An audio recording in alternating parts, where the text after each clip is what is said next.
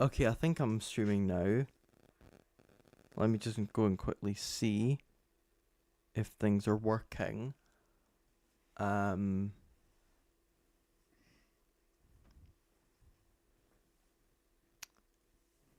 think things are working.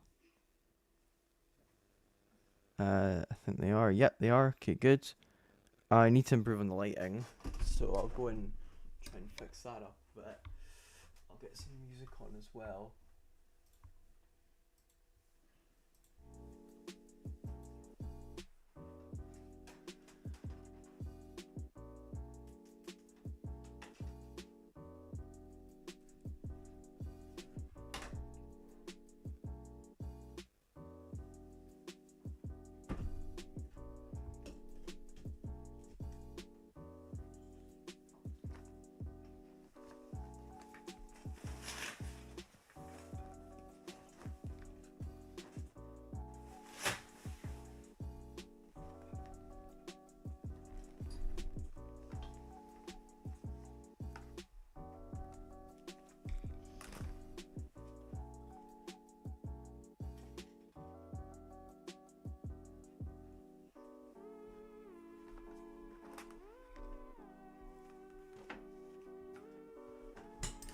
Okay, I think that's better. Yeah, that's a bit better.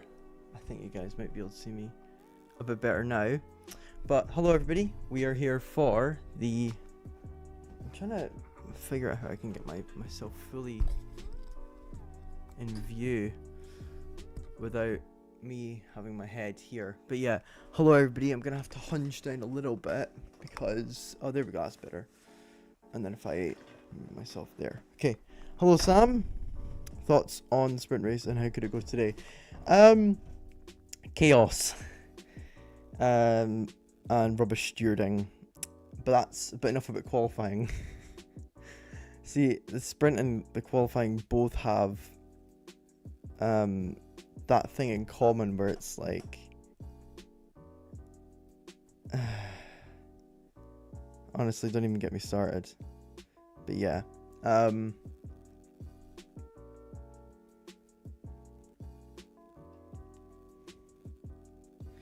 Okay, I'm just going to quickly go and promote the stream, and then we will be good to go.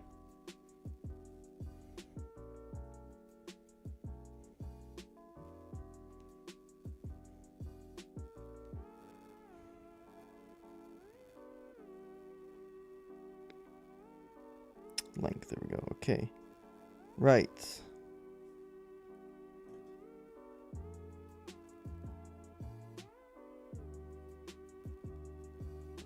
So it is confirmed Alex Albon's not going to be racing today due to his crashes. As for Aston Martin, I think both of them are going to be able to compete because they've not posted anything about it on their social medias. So we are good to go. I'm just going to go and get... Yeah, okay, I've got Sky go up now. Brundle's not there, so instead it's Bernie and Karun doing the grid walk, which isn't as entertaining, but we are good to go. I'm just gonna go and get... Yeah, okay, I've got Sky go up now. Brundle's not... Is my audio up fully? I think it is. I'll turn that down a bit. Yeah, oh wait, hang on a sec. Yeah, my audio is fully up, and I can barely... You guys can barely hear me, I'm pretty sure. Don't know what's going on there. But we are here regardless. Oh, I just realized that's not on. My lighting isn't on. There we go. Okay, so yeah, we're here for the Brazilian Grand Prix. Yeah, haha, I just got in from being it, and I was like...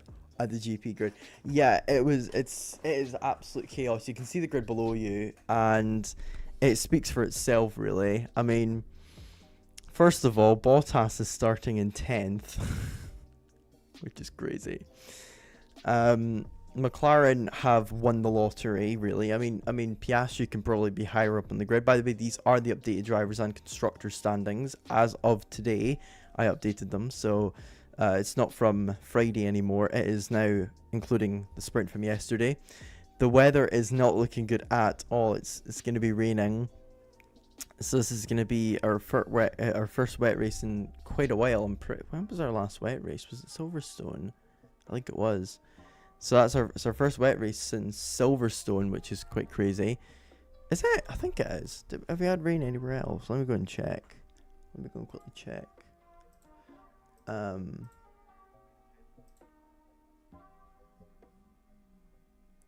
Let me just quickly check and see if we've had any other wet races recently.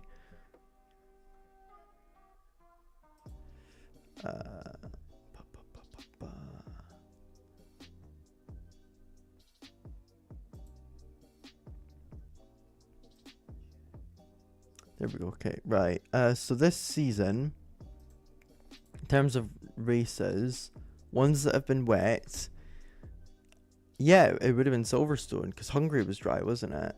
So was Belgium, so was the Netherlands. So yeah, it was the British Grand Prix. That was the last wet race we had, which is quite crazy. Because obviously the British Grand Prix was in July. So, and I was there. So, yeah. There's Bernie Ecclestone, who was seen yesterday talking to Nelson Piquet, who I thought had been banned from the F1 paddock, but apparently not, which is a bit curious considering what he said about Lewis Hamilton. So yeah, Bernie Ecclestone, 94 now, and he only had a child a few years ago, which is the most billionaire thing I've ever heard. So yeah, Karun and Bernie are currently going through the grid, and I will take you through the order of the grid in a minute. Oh wait, no, is that Bernie? Well, that's Rachel and Ted. No, that's Rachel there, and it's Rachel and Karun. Sorry, I thought it was Bernie and Karun. It's not. It's Rachel and Karun. So they're standing where Alex Albon would have been on the grid, but he's not going to be racing today, so his grid spot's going to be empty. So here's the order. You can see it below. It's Lando Norris on pole. And then it's George Russell in second on the front row with him, Yuki Tsunoda in third, Esteban Ocon in fourth, Liam Lawson in fifth, Leclerc's the highest Ferrari in sixth, Piastri in seventh, Fernando Alonso and Lance Stroll in eighth and ninth, then Bottas with his highest qualifying of the year in 10th, Perez the highest Red Bull in 11th, Gasly quite a bit behind his teammate in 12th, Hamilton again behind his teammate, quite a bit behind his teammate in 13th, then it's Ollie Bearman 14th, Max Verstappen 15th, Franco Colapinto in 16th, Nico Hulkenberg in 17th, and Zhou Guanyu is the last driver on the grid because Carlos Sainz is starting from the pit lane, and Alex Albon is unfortunately not starting the race. He did qualify a very good 7th, however he's not going to be competing today. Now there's been a lot of controversy around the race director Niels Vittich and his timings of certain things this weekend, such as when he threw out the VSC and when he has thrown out some of the red flags this weekend, because it's been quite inconsistent. So for example, when Alonso crashed, it only took a few seconds to put out the red flag, but in other instances, aka the one which caused Max Verstappen to potentially lose out on a Q3 spot, although people have done the math and apparently you wouldn't have gotten through anyway. Well, according to some people anyway, but apparently Stroll's red flag took 30 to 40 seconds to throw out. Some people are making the argument that it didn't go out quicker because he was trying to get the car moving, but in the end it did end up costing Verstappen. Whether it cost him Q3 or not, we do not know. It probably wouldn't have, because he wasn't setting a very good time, however. And there is the man who nearly won the championship here in 2008, losing out at the final corner of the season, Felipe Massa. Never the same after that crash in Hungary in 2009. And a phenomenal driver in his prime, who very much so was a world champion. In his own mind, he's a world champion. And for many people, he is a world champion. I mean, in my opinion, he deserves to be one. I mean, he got very unlucky in 2008. Hamilton got quite lucky with Massa having retirements in Singapore, and then, of course, the fuel hose problem in Singapore, and then an engine blow up while leading in Hungary. Yeah, he got quite unlucky. But Karun's currently talking to a fellow from Alpine. I don't know who it is, but I think we're going to get a thing coming up. It's Oliver Oakes, it's the team principal. See, I don't see Oliver Oaks very often because whenever I'm watching F2, they don't really focus on the team principals, and he used to be the team principal of High Tech and the co-founder of them, and that's where he got his job from. He got hired from High Tech to be in charge of the Alpine team. Look, if you're going, close the door. Okay, I'll go and lock the door. Hang on a second, guys. It'll be 2 seconds. Oh.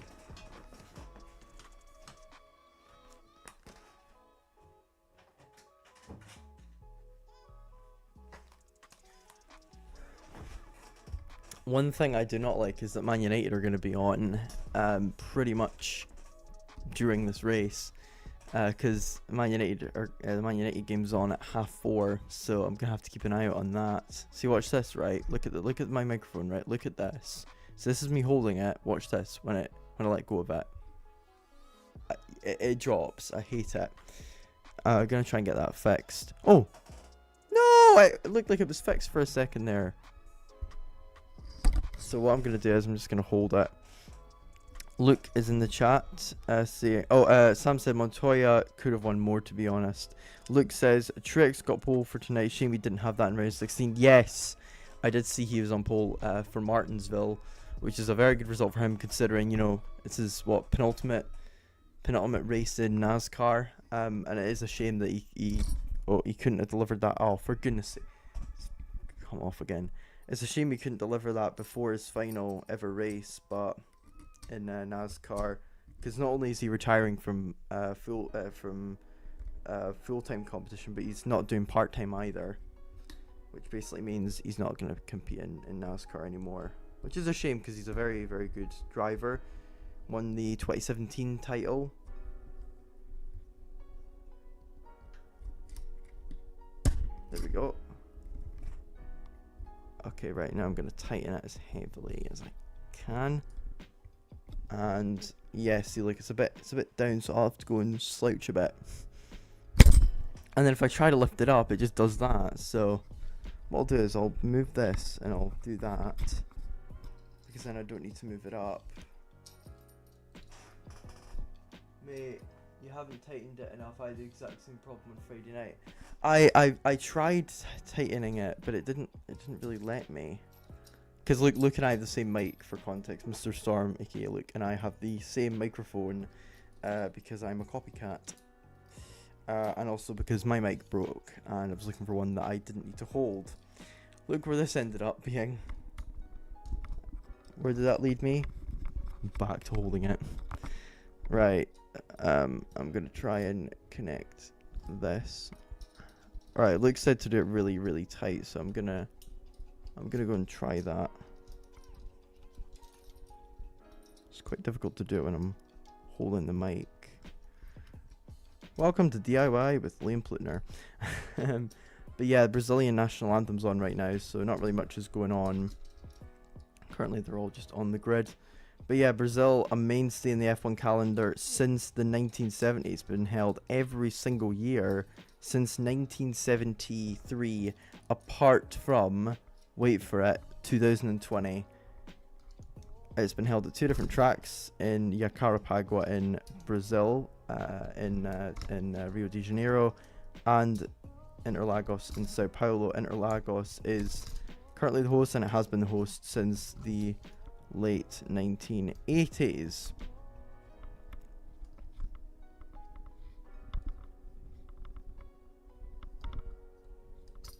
Okay, no, I tried to put it in, but it wasn't tight enough. Right, tell you what, I'm just gonna try and deal with it for now. It means I can be a bit more flexible, which is good.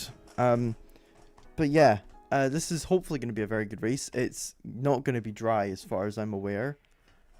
I'm going to go and quickly check and see what Twitter's saying. Hello, Twitter world. It's yours truly. That's an O.J. Simpson impression. But yeah, let's have a quick check. I'm considering streaming on more than one platform. So I'm considering like streaming on other platforms as well as this one, and multi-stream, because then I get more viewers. But you know, the aim here is to eventually get monetized. Not going to happen for a while though, unless the video that I'm working on at the moment blows up, but that's probably not going to happen. Right, I need to really untighten this a lot. I'll try it one more time. I'm a persistent person and I get distracted very easily. And thus equals...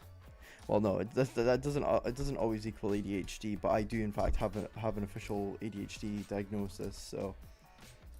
I actually had... I had the letter of it a few days ago. But anyway...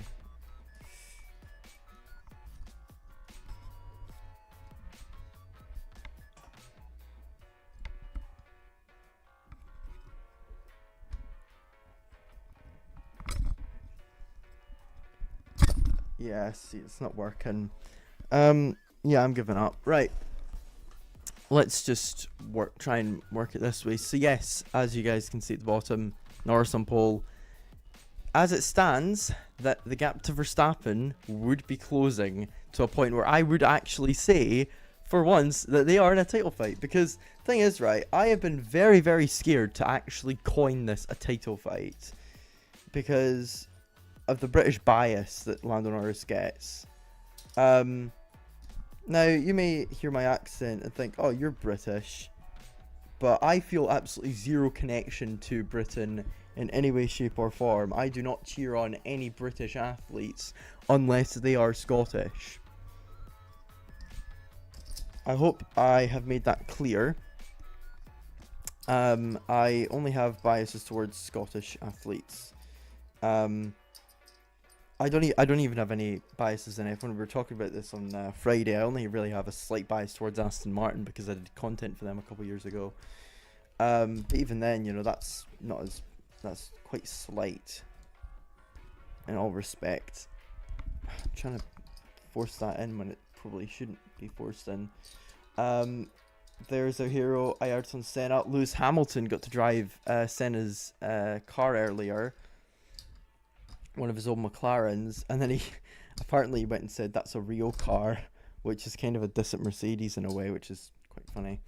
But yeah, I'm just gonna try and get this. Oh, I just realized you can hear my audio.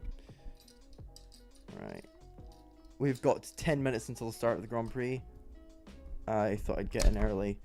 From the next race onwards, I am going to try and, like, get some, like, I am going to actually do some research and, like, make notes and everything, because that's what a proper commentator does. At the moment, I'm just going off of improv. Also, I mean, it doesn't help my mum's trying to get me to read my highway code and prep for my driving test. But yeah, we are getting ready here for the start of the Sao Paulo Grand Prix. Lando Norris on pole. And incredibly, Yuki Tsunoda up in third, which is his greatest ever qualifying start in F1 and the best for the RB team, although they have only existed for like a season, so I suppose that's not really much of an achievement. But it's still an achievement because it shows that Yuki has improved his performances. I hate this.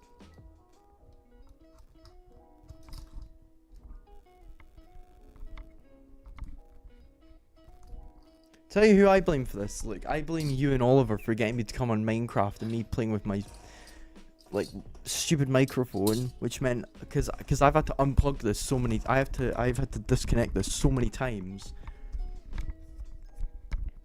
Tell you what, actually, I think I might just like disconnect this as well. So the way I do that is I just unscrew it. Everything is screwed these days. Max will be explosive to say the least. He will. He stated now, because if you are a child and you are watching this, I will warn you, I am going to say some quite crude language in a second, but he stated that that him getting oh, hang on. He stated that the timing of the red flag was bullshit, which is quite interesting. I don't think I think it's gonna be a good thing, Sam, because we're gonna get a good race and I'm gonna enjoy that. But yeah, it's gonna be interesting to see if Hamilton can do anything from 13th because the Mercedes isn't looking that quick. And Sainz is probably going to be the most interesting one to watch out of all of them because he has got, a pit lane start. He's going to avoid the chaos at the start, which is good for him, but he's going to be right at the back, and it's going to be wet.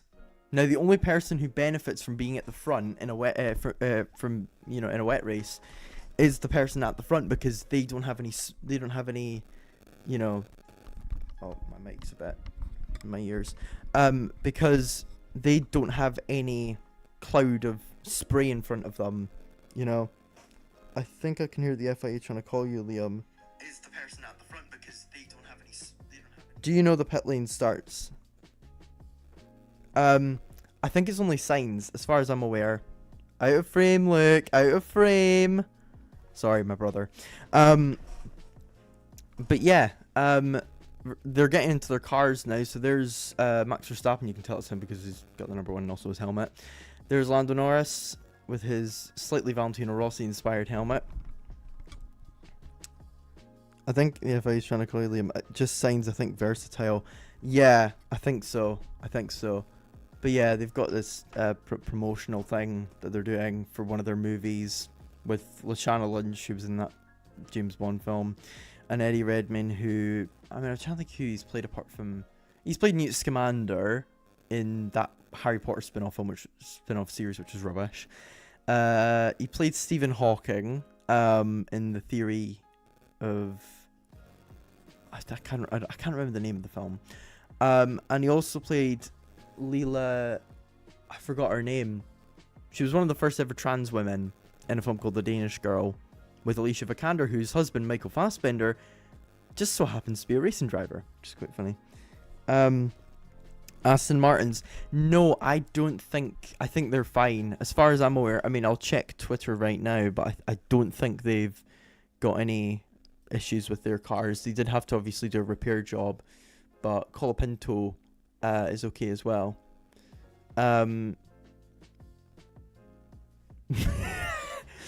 I've just seen a tweet and I'm not gonna look at it. I'm not gonna say it because it's quite vulgar. Okay, yeah. I'm just checking now. Yeah, Alonso and Stroll are fine. 18 minutes ago they tweeted, F1 tweeted, and yeah, it's fine. Theory of everything, that's what it is. That is exactly what the film is. Theory of everything. Where he played Stephen Hawking. I just realized I can just hold it like this, so I can rest my left hand. Yay. But yeah, this is going to be a very, very interesting race. Because of course, you've got the 45-point gap between Max and Lando. And as well as that, you've got the fact that Max is going to have to come through the field. Carlos is going to have to come through the field. Lewis is going to have to come through the field. There are some cars that are out of position. Not just some, most of them. I think most cars on the grid are out of position. Lando Norris is probably one of the only drivers who's in position on the whole grid. And maybe like Leclerc and slightly not Russell. And yeah, that's pretty much it. Nobody else is in position on the grid. Everybody else is out of position. Gasly maybe is close to being in the right position. Same with Colapinto and Behrman, but yeah, it's going to be chaotic. So Piastri, can you drop to P10 and keep Max away from the... McLaren are going to go full extreme today, aren't they? That's going to be very, very interesting to keep an eye on, but the intro is now finished. Dun, dun, dun, dun, dun, dun, dun, dun, dun. But yes, welcome to the 2024 Sao Paulo Grand Prix held at Interlagos. 51 years since the first ever Brazilian Grand Prix in Sao Paulo at the Interlagos circuit, which was won by Emerson Fittipaldi, who in fact is actually at the track today. So here is the track: 4.309 kilometers, 2.677 miles, 71 race laps, a top speed of 260 miles an hour, 15 turns, and a 43 meter elevation across the track. It's quite an up and down track, particularly in the first and final, especially in the first and middle sectors of the track. It is going to be either the intermediates or the wets used today. I don't think we're going to see the soft, medium, or hard compound of tyres. And here we are going to have a look at the starting grid of the race. So as you can see at the bottom of your screen, starting from the pit lane is going to be Carlos Sainz, and then Zhou Guanyu is going to be in 18th. It's not 19th because Alex Albon is not starting. Then it's Nico Hülkenberg and Max Verstappen, who has a 5-place grid penalty due to an ICU change. Oh, there's a problem with the... Oh, there's a problem there. The graphics just disappeared. I will continue it. Wait, what? Was Verstappen not ahead of Colapinto? I think I got the order wrong. Oh no! Oh no! Oh no, no, no, no, no. I'll go and quickly change that. You're going to see 2 Verstappens in a second. Oh wait, no you won't. Hehe. I've sorted it out really quickly. Right. I've sorted it out now. Imagine the intro had all 23 drivers. Well, I was gonna say for 23 rounds, but it's 24 this year. Damn it. Darn it. Bearman on the radio, I don't know what he's saying because I can't actually listen to the team radio because reasons. I'll get copyrighted. And as far as I'm aware, there isn't a setting on here which... oh, application audio beta capture. Yes, this is what I'm looking for. Actually, tell you what. So it is... Where's the Spotify one? Where's Spotify? Where's Spotify? There it is. Right. So I've now muted the desktop audio. And now I can listen to the F1 broadcast. Where's the Spotify one? Where's Spotify? Where's Spotify? I'm just checking it's working. Right. So I've now muted the desktop audio. And now I can listen to the F1 broadcast. Yes, it is. It's working. Okay, good. I've turned the volume up a little bit. But yes, we are nearly ready to go here at Sao Paulo for the Brazilian Grand Prix, and I just realised that the teams and driver standings, you can barely see the actual thingy-majigs, so I'm gonna have to quickly change them and make the colour a little bit brighter. Look, stop doing that, please. I'll go with a bright yellow, bright green, sorry. I just realised that's the colour of Sauber, so that's not grey, it doesn't look unbiased, but I have to quickly... Wait, I'll change this to... yellow. I'll just go yellow. No, because that looks like McLaren. Ah! I'll go with that. Is that? That's what I had before. Right, I'll make one more change and that'll be it, and I'll go with that. I'll go with that because that's plain. That's not biased. So there we go. And final one, driver standings, and I'll just make it the same color. Nope, the font's fine. I like this font. I love this font. I use it for my videos as well. So yeah. Consistent. Oh no, because that clashes with the windows. Ah! Yeah, let's just go with that. Okay, so here we go, getting ready for the formation lap. He is saying take out the McLarens when you get a chance. But yes, they are now underway for the formation lap. I just realized, yeah, I'm probably just gonna stick with that. Okay, apparently it's going to be raining in 20 minutes. They're starting on intermediates, and we have got the formation lap now underway. Best of luck to all 20 drivers, indeed. Well, 19 actually. 19, because Alex Albon's not racing today. So yeah, it's 19 drivers. And they're all very slow getting away on the formation lap. But yeah, to quote a very wise woman, aka the lady with the cool hair from the Hunger Games, and may the odds be ever in your favor. Because yeah, they're gonna need it. What a start from Russell. Yeah, exactly. Yeah, I'm on the formation lap, by the way, guys. Oh, we got a car in the wall already, and it's Lance Stroll. Stroll's already in the wall.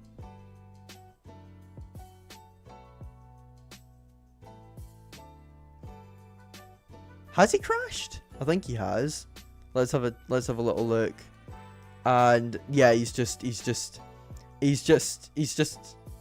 locked the rears is what they're saying, and yeah, that's pretty accurate. That is not great from Stroll there. Not his finest moment. That's mad. 291,717 fans over the weekend at Interlagos. That is absolutely crazy. Now, of course, America and Britain have had more than that. And Stroll's out. What? Right. I'm trying not to laugh at this, but Stroll tried to get himself out, and then he ended up getting himself in the dirt, and he's got himself stuck. My brother's watching it, and he's like, he's beached. He's saying, I'm beached. Well, that's one less car on this list. So this restart is going to be delayed, and now I can actually get rid of Stroll from being in there. And now I'm going to have to change literally all the numbers, because Stroll has messed things up. Now, that's the question. Are they going to do another formation lap? Is it going to be an aborted start, or are they going to just wait? Are they going to wait like an aborted start? Where's rocket powered mode? Oh yeah, that one account is dedicated to just hating on Stroll. I just think that's a bit sad, to be honest, because it's like, mate, you couldn't drive these things, even if you had like the muscles of Lance Stroll, or like the the body of Lance Stroll. You couldn't drive that. But yeah, I have now updated it, and Max gaining places without drivers. Yeah, he's not made any overtakes, and he's already made up 2 places on where he was meant to start originally. That's crazy. So yeah, it's an aborted start. They've gone with an aborted start, which is interesting. So they're going to do another formation lap apparently, and we're going to see what happens. So everybody's getting underway again, and hopefully nobody bins it. I probably get, I don't think so. I don't think so, because there's a lot more ability than, and that's the thing, right? I will say I am biased towards Aston Martin slightly, so I am defending Stroll a little bit. But even if I didn't do content for Aston Martin like 2 years ago, I would still be defending Stroll by simply just saying,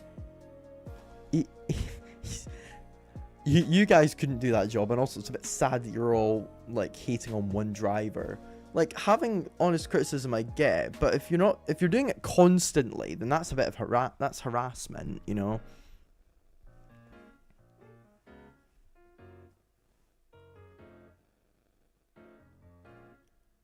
Colapinto's not moved. Neither is Bottas. And Behrman have go in. Verstappen staying in neutral.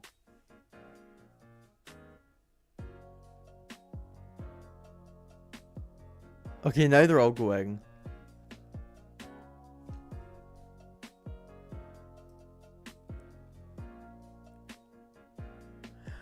So everybody's gone against what they're actually meant to do. They're all meant to wait, but they've all gone.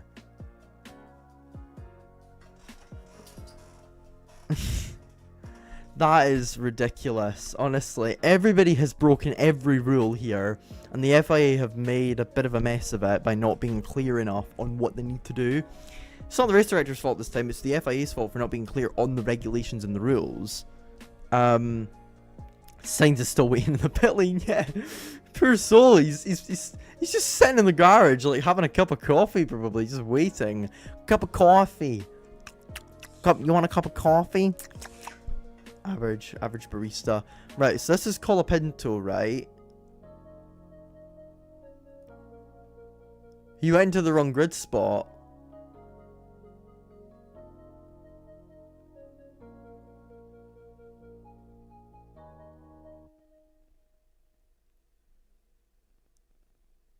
He went into the wrong grid spot. Is he going to get penalised for that? Penalties for everyone except Verstappen, Bottas, Colapinto. FIA mess up? No way. It would be so funny if everybody got penalties apart from Bottas, Verstappen, and Colapinto. That would be absolutely hilarious. Honestly. This is ridiculous, honestly. We were meant to get the race started 7 minutes ago. I'm going to go and, obviously, unforeseen circumstances with Stroll and everything. Right, what's the lineup? I swear to God, if Marcus Rashford's starting... the fraud's starting again. Okay, yeah, I actually don't think that's that bad a lineup against Chelsea. That's probably best we can do, apart from maybe Ahmad over Rashford. Anyway, right. We're getting ready for the start here. Oh, no, it's never mind. It's an aborted start. So, Saucer Podium is on, boys. Sauber, you mean. Sauber Podium is on, boys. And now everybody's just, like, lining up on the grid. If I knew this, I wouldn't have started streaming until about 10 minutes ago. Oh man, this is chaos.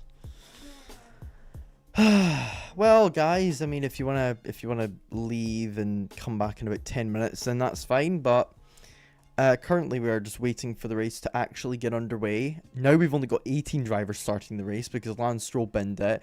Oh wait, no, yeah, the formation lap's starting in 9 minutes. So basically, we're just gonna be doing absolutely nothing for 7 minutes. Tell you what, right? I'm gonna do a little bit of ad-libbing, and I wasn't actually gonna plan on talking to him, but here's my brother. Look, what's your predictions for the race? I don't know. Who do you think's gonna win? Tsunoda. Interesting. Who do you think is going to have? Who do you think's not gonna finish the race? Come closer, come to the mic. Who do you think's not gonna finish the race? Come back closer. Fernando. Alonso. You don't think Alonso's gonna finish? Interesting. And who do you think is going to be on the podium along with Yuki Tsunoda?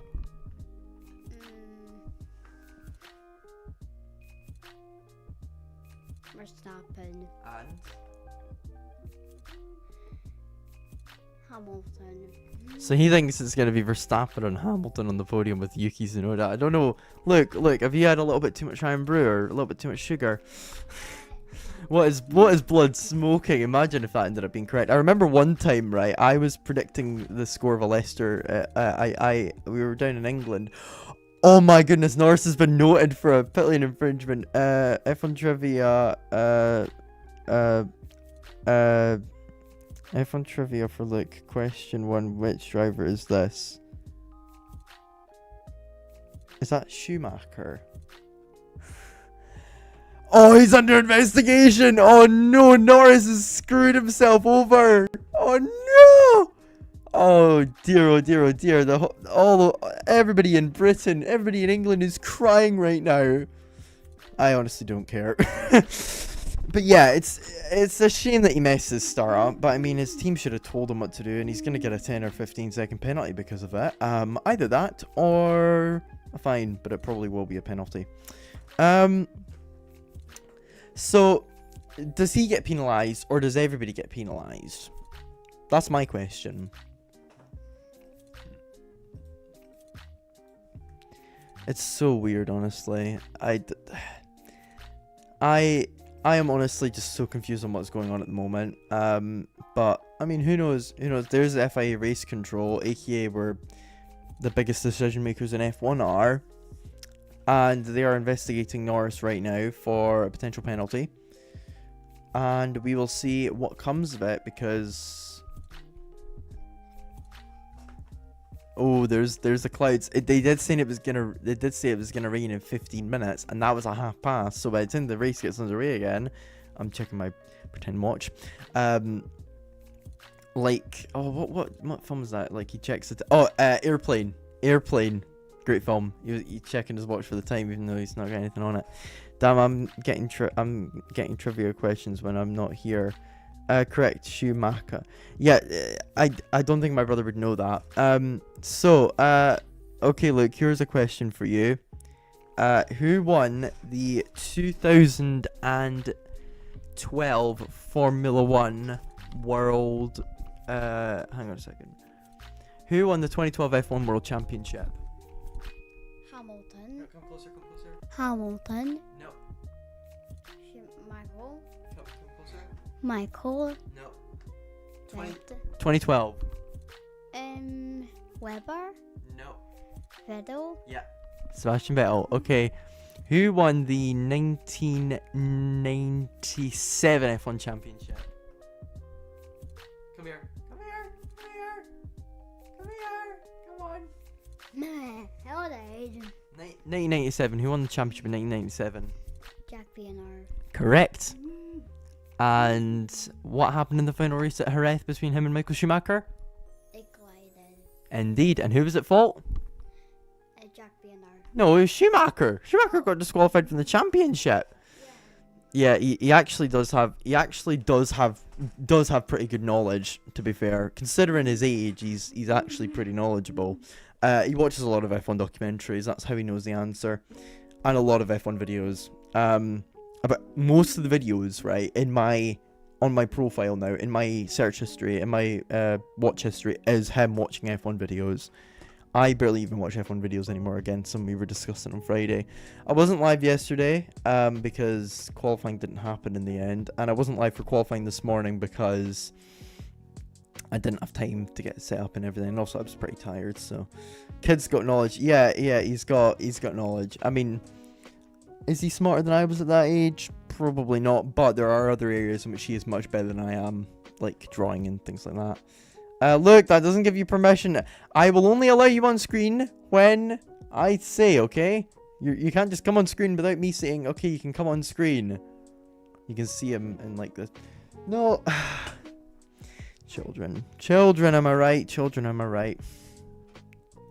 But yeah, he watches a lot of F1 documentaries, and he is very knowledgeable on them.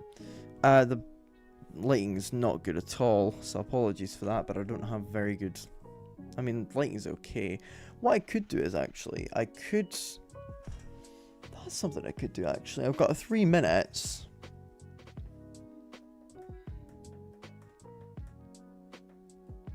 Okay, yeah, standard. Okay, I don't think it's in here. I'm trying to see if there's anything I can do to increase the brightness on my monitor, but this is at max brightness. Liam, who came 17th in the 1967 Monaco Grand Prix? Nobody, because there wasn't 17 finishers. I don't even know if there was 17 drivers. I can tell you who... I think I can tell you who won that race. So I think it was Denny Hulme. It was either him or... No!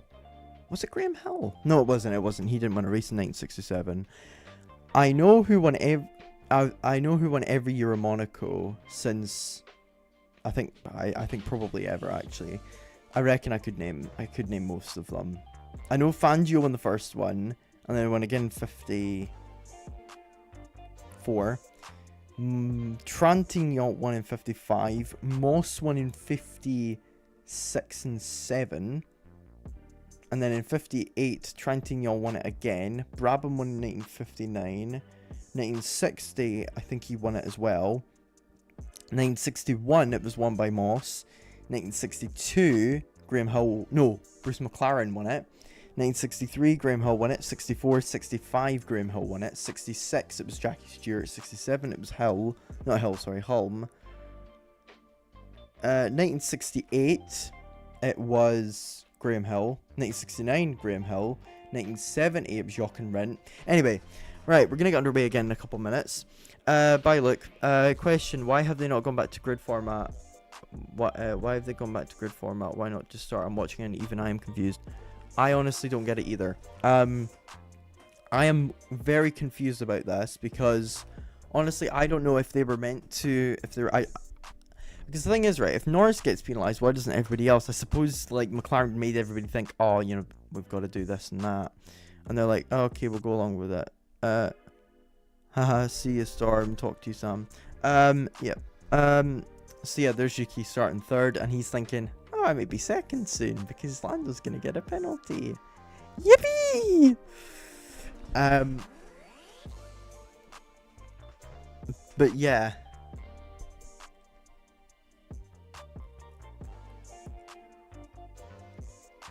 I'm just hearing what they're saying about Lando and how he'd be 5 points ahead. I don't know what they're talking about, but I'm guessing it's if Lando wins every race, and I don't even know, honestly. But anyway, right, let's get on to the race. We are beginning the formation lap right about now. It's just turned to 47 now, but obviously there's going to be like a 20 or 30 or 40 second delay for me because I'm on my computer. But yeah, we're about to get underway. Or they could make clear the rules, but the FIA are challenged in that department. They're not very good, are they, in that department? But yes, we are... I was gonna say Stroll gonna be restarting, but I don't think he is. Based on the fact that he got trapped, I don't think he's, because legally he's not allowed to start. But yeah, we are about to get underway.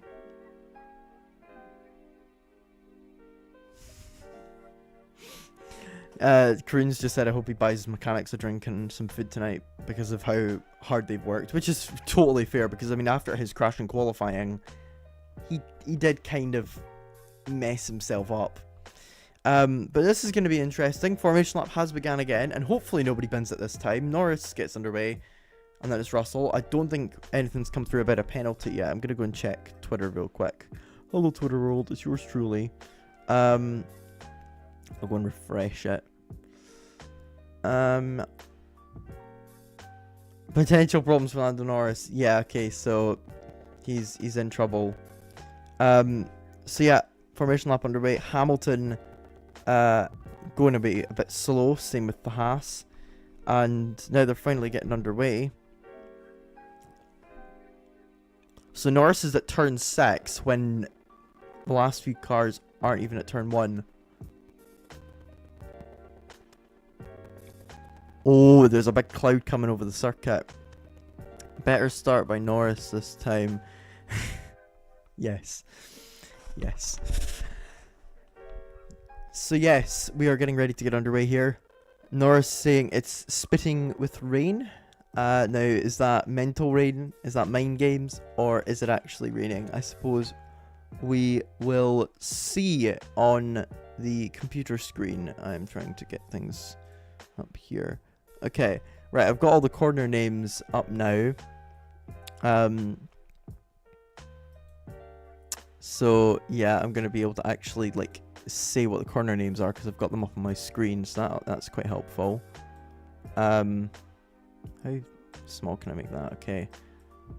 Right. Tell you what, actually, I'm gonna, because I know there's not any problems with the stream anymore, there's not any problems with the stream, I'm gonna just watch it like this. Did you see Hamilton drives in his car? Lame. I didn't. But I did see clips of it. And honestly, I am not surprised he was emotional about it, because, you know, that's his idol at the end of the day. But yes, we are about to get underway here, and I am getting very, very nervous and excited at the same time, because this is going to be a very, very interesting race for the championship, with Lando Norris potentially getting a penalty and starting on pole, and Max Verstappen starting in 15th. Sorry, my fat thumbs. I honestly do not know how many spelling typos I make, but it's a lot, so don't worry. I make jokes. I just have a little laugh about it.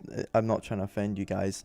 But anyway, here we are. We're getting underway. 3, 4, 5 red lights for the Sao Paulo Grand Prix, and we are underway. Good start from Lando Norris. A little bit shaky. Russell gets a good second part of the launch, and he takes the lead into turn 1. And the Alpine goes down the inside of Yuki Tsunoda. Around the outside comes Liam Lawson, trying to get his way up to third, but he backs out of it in the end. On the outside comes Charles Leclerc, and overall, it's been a very poor start from the McLarens, because Lando Norris is now down the order in to second, and now Oscar Piastri and Fernando Alonso battling away for the final points at the moment, with the RB just ahead of them. Alonso had to back out because of it, and at the moment it is Russell leading from Lando Norris. It was a fantastic start from him. Initially it was very slow from both of them, but in the second part of the launch, Russell got away a little bit better, and onto the curb goes Valtteri Bottas there, and he's had a very poor start from 10th. He has dropped right down the order. In fact, he was actually 9th, really, because of Lance Stroll binning it, and it's been a very good start from Russell. He's 1.4 seconds ahead of Norris, and around the outside, Bottas is trying to hang it. Oh, we got a spin, and it's Sergio Perez. And that's Sergio Perez. He spun, heading in to the Bico de Pato. The Bico de Pato. Anyway, and heading now down the main straight. It is going to be Russell in the lead at the end of the first lap from Lando Norris, and then it's going to be Yuki Tsunoda running in third, fighting with Esteban Ocon and Charles Leclerc for that podium place. Lawson just behind them, and then it's Piastri, Alonso, Gasly, and Hamilton. And there goes Max Verstappen down the inside of Lewis Hamilton, and he's already into the points. And it's a good move from Verstappen to get ahead of him, but it's not a great exit from him, and Lewis Hamilton could potentially get back ahead here. No, he's not. He's just a little bit too far back. And Verstappen is going for it here. He is already up into 10th. He is going to be trying to hunt down Lando Norris for the win here. And, well, that's what a lot of people are probably going to say. Liam does a very fine job announcing F1 and MotoGP races. Thank you very, very much. That's what I want to do in the future. So, there you go. But, yeah, it's George Russell leading at the moment from Lando Norris, Yuki Tsunoda, Esteban Ocon, and Charles Leclerc. That is your top 5 at the moment. We're on board with Lewis Hamilton heading into the S's section. And this is Curva do Laranjinha. I don't know how to pronounce Portuguese. I deeply apologise. But into Pinheirinho they go. And now this is the race leader, George Russell, heading out of Junção and heading towards the Subida dos Boxes. I don't know why it's called boxes. Anyway, I think it's because of the grandstands. But anyway, Hamilton right behind Verstappen at the moment. He's trying to keep up with him. It's a very good drive so far from George Russell. You got to remember that in wet conditions, they even out in performance. Because in the wet conditions, it shows which drivers are better than the others. It shows which drivers stand out from the competition. And that's where drivers like Verstappen and Hamilton and Alonso stand out. And there is the Haas battling away, Behrman and Hulkenberg. As I said on Friday, Hulkenberg is old enough to be his dad, and they're battling away for position here. Of course, Hulkenberg being born in 1987 and Ollie Behrman being born in 2005, but they are battling away here for 13th place. They're battling as if it's for a point. Heavy rain in Sector 3 is what is being reported by Ricardo Adami, who is Carlos Sainz's engineer, and that is not good news at all for the drivers who are more likely to struggle in these conditions, as already the Saubers are dropping back from the rest of the pack, with only Sainz and Perez behind them. Sainz started in the pit lane and Perez spun on the opening lap. We've got a 70 lap race on here, and at the moment George Russell leads from Lando Norris 1.7 seconds as he goes and sets the fastest lap of the race. And when I mean he, I mean George Russell. Yuki Tsunoda not able to keep up with the pace of the top two at the moment. He's 2.7 seconds back from Lando Norris, but he's having a very good drive so far. He's very good. I think he's going to be doing it on TV one day. Thank you very much, Architecture. So yes, Norris has just closed up quite a bit on Russell, and actually it's him that has the fastest lap according to the timing screens, a 1:25.402, 1.4 seconds the gap. So despite the heavy rain in Sector 3 being reported, they are still setting very fast times, and they are able to do well in these conditions and not be able to make mistakes. And that's what sets us apart from them, because in this situation we would be doing probably awful. Okay, so according to Giampiero Lambiase, Max Verstappen's engineer, the rain is not going to last for very long. 2 or 3 minutes is what he has estimated, but as Bernie Collins said earlier, every team has got different radars, and they've got different estimations for when things are going to come on and off and on and off in terms of the weather. But one thing that we do know for certain is that we are in wet conditions, and this is probably going to remain for most of the race, if not all of it. And as a result, some of these drivers might try and do what Esteban Ocon did in Turkey back in 2020 or 2021, and that was do the entire race on one set of tyres. And I think it actually paid off for him. He scored in the points. These conditions at Interlagos are the best. Oh, we got a yellow flag in Sector 2, and it's for Ollie Behrman, who has gone off the track. He has gotten going again, but he is now dropped a couple places behind Valtteri Bottas and Carlos Sainz, and now Zhou Guanyu as well. Max Verstappen behind Pierre Gasly, trying to get himself up into 9th place. Meanwhile, Lando Norris with another fastest lap, closing up on George Russell, his old rival from Formula 2, and from karting days as well, of course. Here comes Verstappen trying to make a move on Gasly. He's just a little bit too far back, but he's going for it. He's gone down the inside, and it's a brilliant move from Verstappen. He's going to jeopardize his exit a little bit, though, and as a result, Gasly is still right with him as he comes out of the Curva de Sol and onto the Retta Opposta straight. And Gasly's not close enough heading into Descida del Lago and it is Verstappen with that place. Let's have a little replay, a little look at the start. It's a good start from Russell. In the initial phase, Norris got away better, but Russell had better acceleration. And it was a very good start from Liam Lawson, who tried to hang it around the outside of his teammate Yuki Tsunoda and the Alpine. And he had to back out in the end, and Leclerc got ahead of him. And then Oscar Piastri hung it around the outside of the Aston Martin and eventually the AlphaTauri of Lawson. So this is Russell's start, and he does get very good acceleration, which helped him out on the start, but it's not going to make much of a difference. This is going to be a Max Classic, you watch. It will be. But the start that Russell got is not going to mean much, because here comes Lando Norris coming towards the race lead here. Verstappen started 17th and he got away brilliantly, and he cleared 2 cars off the start. I think it was Colapinto and I didn't see what the other car was. I think it might have been I don't know who it was actually. I think it might have been a Haas, but I'm not sure. And then he hangs it around the outside, and that is incredible. Verstappen hanging it around the outside, and that is a stark contrast to Sergio Perez, his teammate, who spun on him on his own, and that is pure from Perez. On the other hand, Verstappen hanging it around the outside, and he's past Alonso now. And the crazy thing is he's only 11 seconds behind Lando Norris. If Norris was to get a 10-second penalty, he would be roughly where Max Verstappen is. The only driver, in my opinion anyway, who's ahead of Verstappen, apart from Lando Norris and George Russell, that can keep up with him, is Piastri and Leclerc. They're the only 2 drivers. Verstappen's 3 seconds behind Piastri at the moment, and Piastri's trying to work on a move on Liam Lawson, the fellow Oceanic driver, who is looking to get a full-time seat in F1 this coming up next season. And he has impressed, but he's done it certainly not making any fans. And now Russell, Tsunoda and Lawson are under investigation. So all of them are going to get penalties probably. It's the fastest lap from George Russell. Norris keeping up with them, but not able to make a move at the moment. The lap times would have been close between the 2 of them, but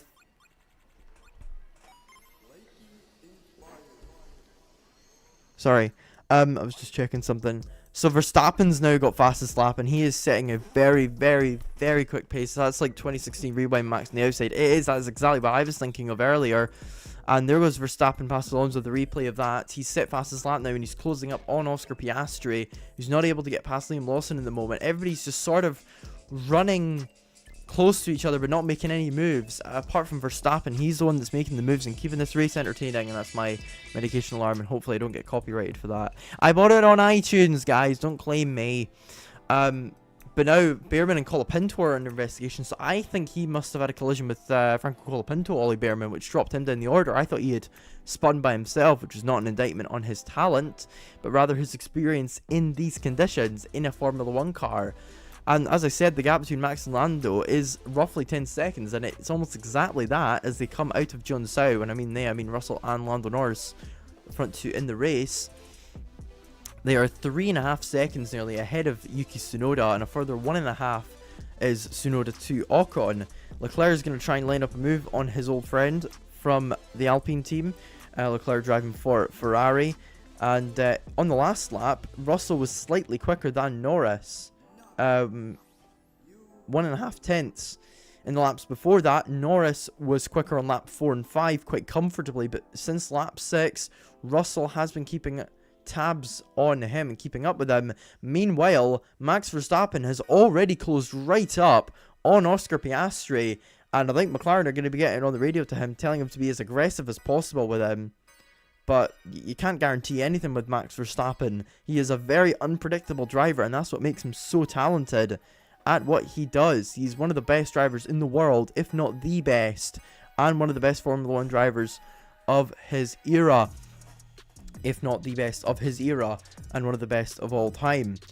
As they come through the S's section, the up and down section, coming in towards Bico de Pato, which is not named after Pato Award for clarification. And Verstappen is right behind Piastri, trying to line up a move, and Liam Lawson has certainly helped out a man who could potentially be his teammate in the future at Red Bull in Max Verstappen, as he is very, very, very close to Piastri, but holding him up and making sure he can't get ahead, as Verstappen now has the opportunity to try and pull a move on Oscar Piastri as they come down the straight past Arkin Bancadas.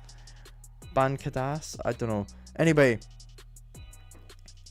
so somebody's gotten a penalty in that incident between Colapinto and Behrman. I didn't hear who it was, but apparently it is Behrman, and it is Behrman, which is quite interesting considering it was him that ended up losing out in that specific incident, as it's him that's dropped down the order. He's caused a collision, and that's given him a 10-second penalty, as Verstappen is right behind Piastri trying to make a move, but Piastri hanging on for now from the Red Bull driver, and he's ran a little bit wide on the braking there, but he's recovered it. If Max wins today and Lando is in second, is there a chance he wins it by a minute the title?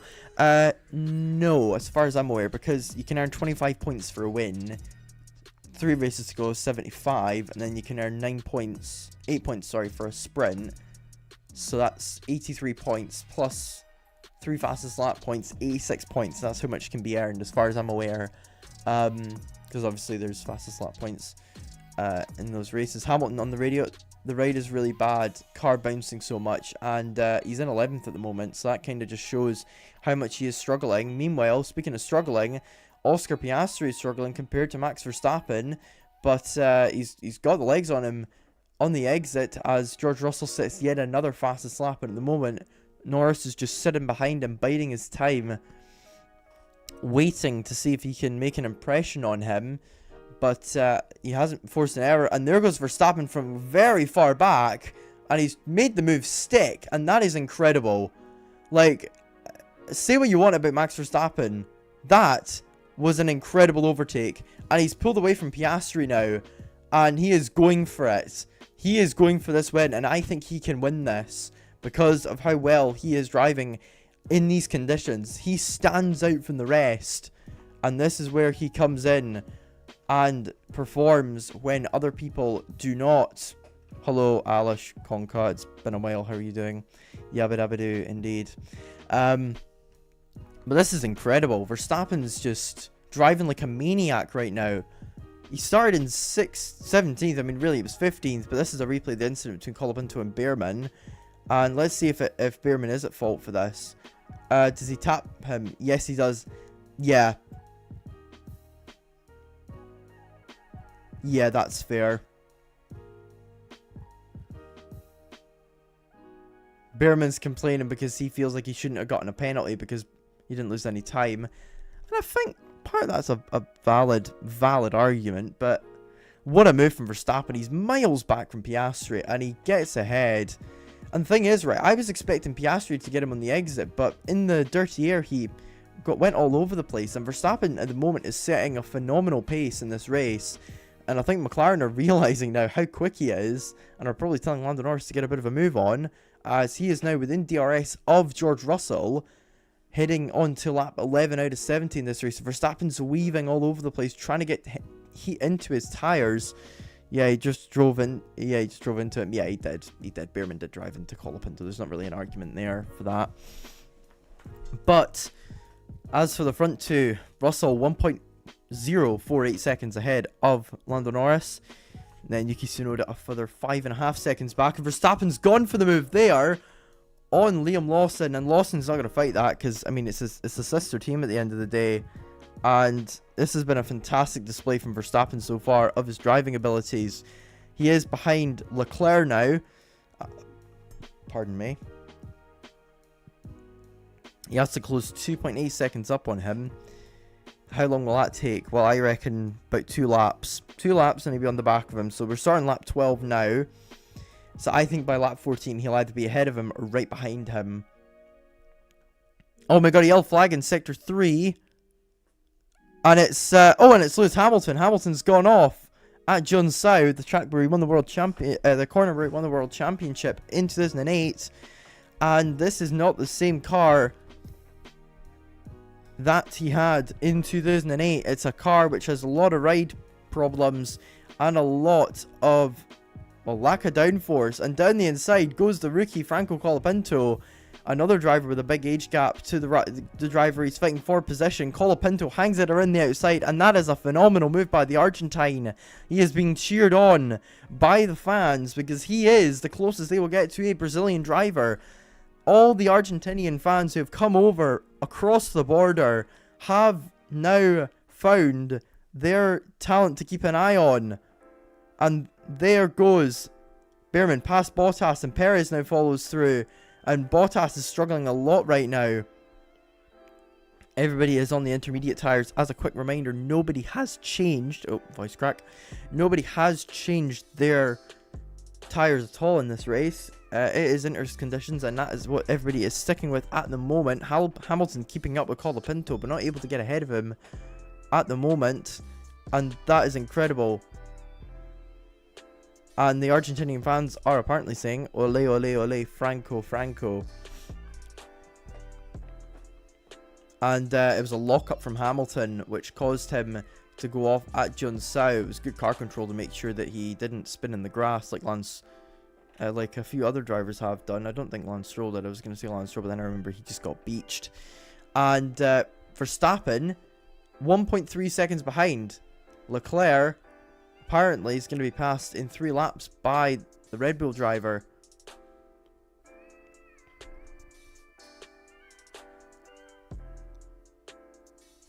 Oh!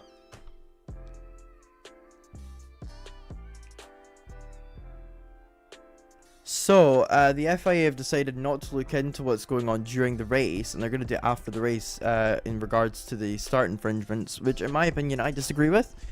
I personally think that if they're going to investigate it, they should do it during the race and award a penalty if they are going to award one. I mean, what's the point in just waiting until after the race? That ruins the exciting aspect of it.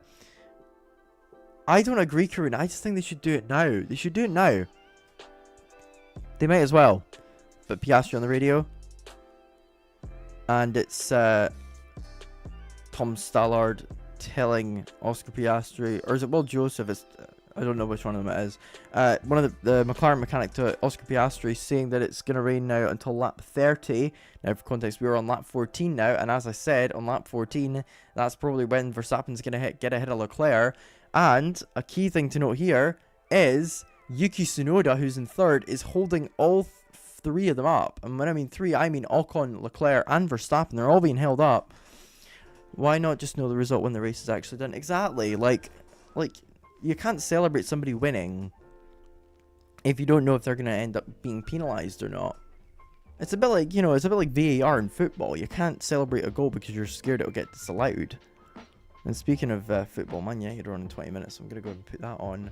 And this is a replay of Perez and Ollie Behrman, and this is him trying to get past. And whoa, he didn't leave him a car's width, and Behrman has not been making any friends today. He didn't make a friend of Colapinto, and he's not making one of Perez either. All you need to do to complete the Spanish bingo is Carlos Sainz, who's 1 position ahead of him, funnily enough, and Fernando Alonso, who's running in 9th at the moment. So, yeah, this has been quite a good battle, quite a good race to watch so far in the wet. Tsunoda currently got Ocon and Leclerc and Verstappen behind him in a train, but of course there is no DRS, so it's down to whoever the best driver is under braking, and that driver at the moment, the driver with the most confidence, is Max Verstappen. He has been performing phenomenally in this race. And we're on lap 15 now. Lando Norris still around that 1 second window behind. Meanwhile, Oscar Piastri still cannot get past Liam Lawson. On the last lap, Lando Norris was 3.5 tenths quicker than Max Verstappen, but that was mainly because Norris is in free air. And there are your front two. 2 British drivers driving for 2 teams based in Britain. The Mercedes team based in Brackley and the McLaren team based in Woking. Russell v Norris. 2 drivers that have come through the ranks together in karting in Formula 2. They battled for the title in 2018 with Russell, the leader of the race right now, coming out on top. But it is Norris that is in a championship leading or championship battling car. It is championship leading in the constructors and it's championship fighting in the drivers. Russell, on the other hand, hasn't got that. Lewis Hamilton, meanwhile, trying to get past Franco Colapinto. He hasn't been able to do so far. biggest gaps in the field, 7.7 seconds between Yuki Tsunoda and Lando Norris, and 6.6 between Franco Colapinto and Nico Hülkenberg. So that's between 2nd and 3rd, and 11th and 12th. So this is quite a big gap for Hamilton to try and overcome if he wants to try and get his way towards the points. It's been a very, very difficult day for Hamilton so far, and he's fighting oversteer like every other driver is due to the wheel spin of the wet conditions. Now Norris once again 1.1 seconds behind, while Charles Leclerc is going for a move on Esteban Ocon here, but he doesn't manage to get ahead. And it wasn't actually shown on screen. I saw how close he was, and I thought he was making a move. I feel like he was, but I don't know. Can't be sure until we actually see a replay. But Verstappen is now trying to get ahead of Leclerc, as Pierre Gasly gets ahead of Fernando Alonso for 9th. And this is the fight I was talking about. Leclerc v Verstappen. It's not going to be as easy as when he got past Lawson. Leclerc having a little look at Esteban Ocon, his old pal from karting. Norris Team Radio, I'm struggling to overtake, so slow in the straight. And the reason why slow in the straight is because they are going for a downforce based setup because of the wet conditions. There's Jos Verstappen, Max's dad. He's watching on just thinking, I've created a monster. And you did. You did. But can Max get past Leclerc here? I don't think he will. I think he's just a little bit too far back at the moment to be able to make a move on the Ferrari driver. The Ferrari driver himself, Leclerc, is quite close to Esteban Ocon, however. Will he go for a move in towards turn 1? No, he doesn't. He's just a little bit too far back. I mean, if Max Verstappen was in his situation, he might have gone for it. But he's just a little bit too far back for now. And yeah, Yuki Tsunoda has now managed to pull outside of a second of Ocon, although that's not going to make much of a difference because, of course, there is no DRS. It's all about the slipstream effect in the wet conditions. Alonso is being told bigger rain expected in 15 minutes by his engineer, and the rain is coming apparently. Oscar Piastri's engineer said it would be on lap 30, and that is about 15 minutes away, all in all. So, could this be full wet weather? Now, the question is that they are mentioning it there, will it be a red flag situation, or is it going to go to just full wet? Is the weather going to be bad enough for a red flag? We don't know. But what we do know is Max Verstappen right now is setting an absolutely insane pace. He is the fastest driver overall in the race, and he has been making some fantastic moves, getting past Liam Lawson at, I think it was Vico De Pato, getting past Oscar Piastri at the Senna S's, which is where Lando Norris and George Russell are going through now as they go through the Senna S's and through the Curva de Sol onto the Retta Opposta, which is the back straight after the third turn of the circuit, heading in towards turn 4, the Descida do Lago section of turn 4 and turn 5, the double left-hander. This is one of the few anti-clockwise circuits on the track. Sam says, please no red flag. Amen to that. Amen to that. But Lando Norris is very close to George Russell here. He's putting him under a lot of pressure. Half a second behind he is for the race lead. And he's kept up with him quite well, as Nico Hülkenberg is getting told on the radio. Saying on the radio, it's getting slippery with these worn tires in the wet here. So, I wonder if, well, I was talking about Ocon's strategy at Turkey, but I don't think that's applicable here because the tire wear is just that bad and the rain is just this bad that it's probably not going to be anywhere near like that. They'd probably be lucky if they got halfway through the race, considering the condition of these tires, especially drivers like the front two, Russell and Norris and Verstappen, who are pushing so hard in this race and setting quick times. But here comes Lando Norris now. He's nearly a second behind. Of course, they don't have DRS, so it's going to be a bit trickier for Norris to close up.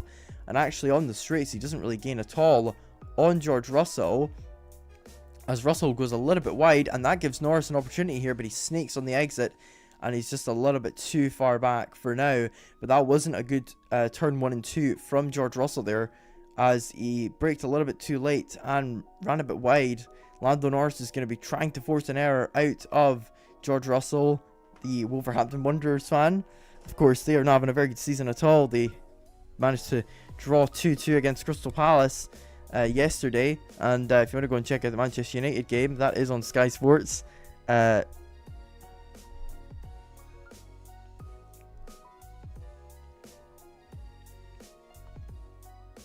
Whoa! Sorry, I'm watching a battle between Behrman and Hamilton right now, and that is incredible. Ollie Behrman past Lewis Hamilton, somebody he grew up idolizing as a kid. When he was just 2 years old, Lewis Hamilton made his Formula 1 debut at the Australian Grand Prix, and it's been a great race to watch so far in terms of battles, as this was Hamilton trying to... And Hamilton made another mistake at Yun Sao, and that's cost him the position to Carlos Sainz, and eventually, as a result, Ollie Behrman. So it seems that the Mercedes drivers are struggling a lot at the moment with their tyres, as is Nico Hülkenberg. And this was very risky from Lewis Hamilton. They could have had an accident, but Behrman stuck in it, and he got the move done in towards turn number 4 at Descida do Lago. Hamilton covered the inside when Behrman was just behind him. They nearly had contact, but they both got out of it unscathed. But yes, as I was saying before, you can go and check out Manchester United on Sky Sports Premier League, although of course this is not a Sky Sports sponsored event. I wish it is a YouTube video, I wish it was, but it is not. At the moment, Russell 1 second clear Lando Norris, 8.7 between Tsunoda and Norris at the moment. And here comes Carlos Sainz. He's going to be trying to make a move on Franco Colapinto up ahead of him, but he's just a bit too far back at the moment. He's trying to force the Argentine, who is not that experienced in F1 in comparison to Carlos Sainz, into a mistake, but nothing doing at the moment. Hamilton's having an awful race day so far compared to Russell. It must be a confidence-based thing. No. Well, I mean, he's saying the car's not drivable, mate. Locking up, bouncing everywhere. So I think part of it's confidence, but a lot of it is due to the difference in setups. Russell is doing very well in the wet right now. Meanwhile, Hamilton's struggling a lot. And, you know, he's saying it's the car. How much of that is true, we don't know. But, you know, when it's Hamilton, most of the time when he's blaming the car, it is the car that's to blame, because he is very good at holding his hands up and admitting if he's at fault for something. But George Russell is having a very good couple of laps here. He's pulled out a 1.6 second gap out on Lando Norris. Meanwhile, Carlos Sainz trying to get ahead of Franco Colapinto for 12th here, trying to work his way in towards the points. We were expecting some of the others to try and get their way through as quick as Max Verstappen has, but they haven't. And one of those drivers is Carlos Sainz, another one Lewis Hamilton, and another one Sergio Perez. Sainz is in 13th, Lewis Hamilton in 15th, and Sergio Perez in 16th. So it's not been a very good drive at all from Perez. He spun on the opening lap, and Hamilton is also struggling a lot with 2 mistakes at Yun Sao in just 21 laps of racing out of 69. And it is Russell leading at the moment, 1.7 seconds to Norris.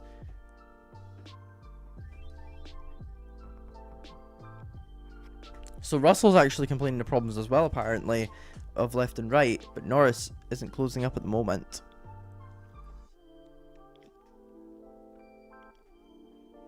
Oh, and there's Leclerc.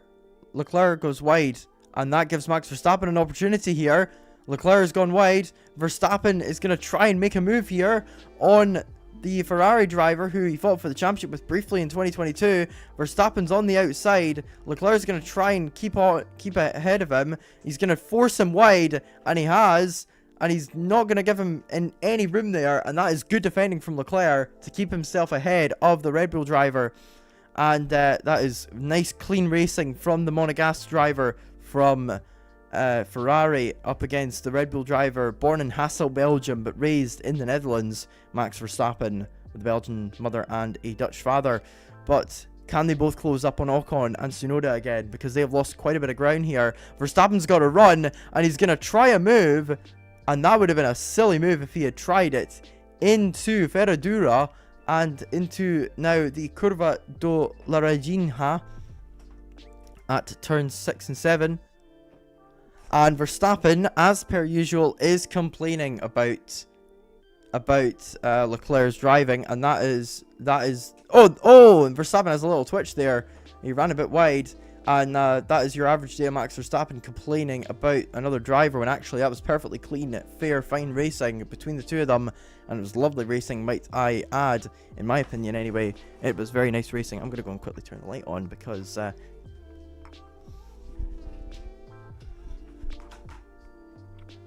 lighting is not great.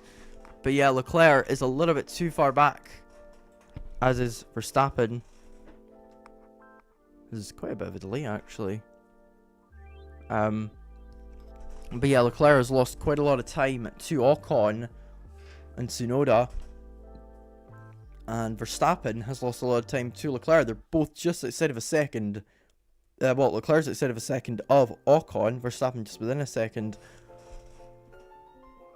And I think the lighting's a bit better now. Yes, lighting is better now. Okay, good. So, oh, Sainz has gone off the track there. This is a replay of Sainz going off the track and rejoining Colapinto. He was trying to get ahead of, and he's ended up losing out to Hamilton. That was a bit dangerous on the rejoin. And Hamilton's going to be asking about that probably on the radio, which is, I mean, it's a bit more fair enough than the other instance, as Franco Colapinto has now dropped 2 places. And I don't know what's happened there, but maybe he's made a mistake. No yellow flag came up, so he must have ran wide, as it wasn't enough to cause a yellow flag in the first place, as Oscar Piastri now battling.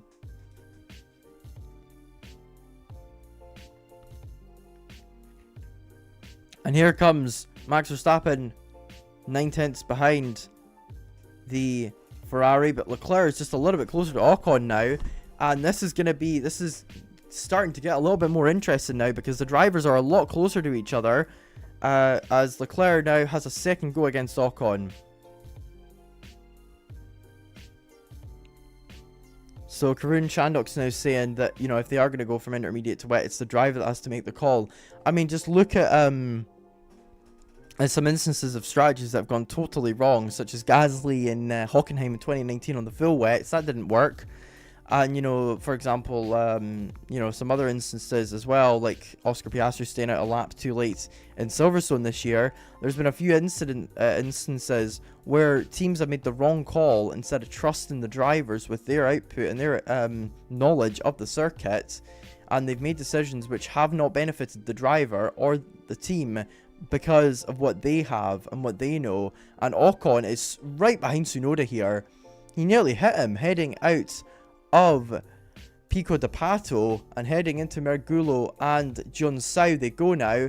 Lando Norris is only half a second back from George Russell now as they come across the line, and he's very, very close to him as they head in towards the first corner of the lap. We're on lap 25 now out of 69, as into the pits comes the Ferrari, and the Ferrari is coming to the pits. Leclerc is coming to the pits, and I think he's going to be going onto the full wet tyres. And he has gone for the risk here. He was stuck behind Ocon and Tsunoda, and he's going to make a call which will make or break his race. And he's going on for another set of inters, which is a very interesting call because it seems to be getting a bit better.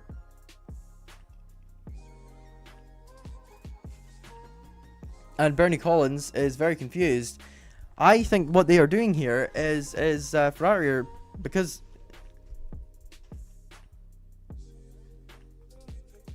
so the McLaren radio at the moment, Norris asking to consider box 2 overtakes. That's pitting to try and get ahead of the car in front, so an undercut basically. And they're saying that they will consider it. But yes, Leclerc has gone on to another set of inters, which is quite interesting. I think he's done that because the difference between old inters and new inters is incredible. Because as the stint goes on, basically how wet tires work is they have tread. That's what makes them wet tires. And the more and more you run on them, the more and more that tread wears away. And as a result, eventually it becomes a dry tire. So that is exactly why Leclerc's pitted here. He's going to have to clear, another voice crack, Lewis Hamilton and Ollie Bearman first, who are running at 11th and 12th right now. And Bearman's having a very, very strong race at the moment. The United game's about to start, so I'm going to go and keep an eye out on that. Have I got United's Twitter open? I do not. Let me go and get it open. Right.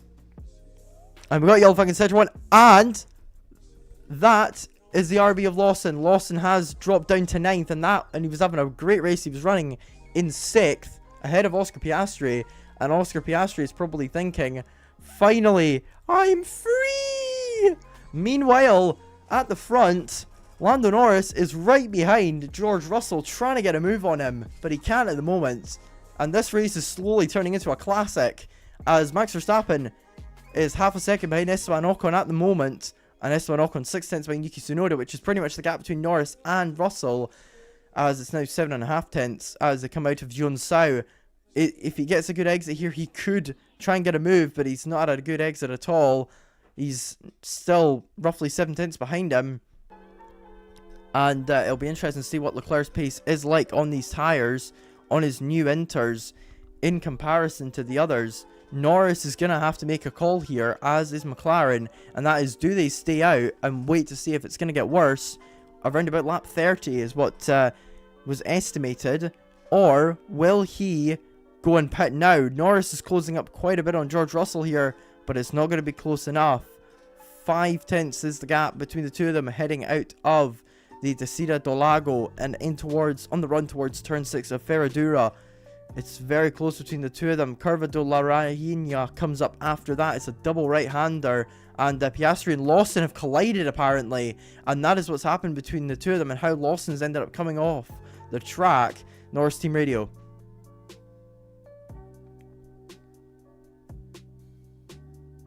So, McLaren's engineer saying, Lando's engineer saying, Leclerc stuck behind Hamilton at the moment. He cannot get going. Leclerc getting held up. And Hülkenberg has gone off at turn 1. At the moment, he's stranded.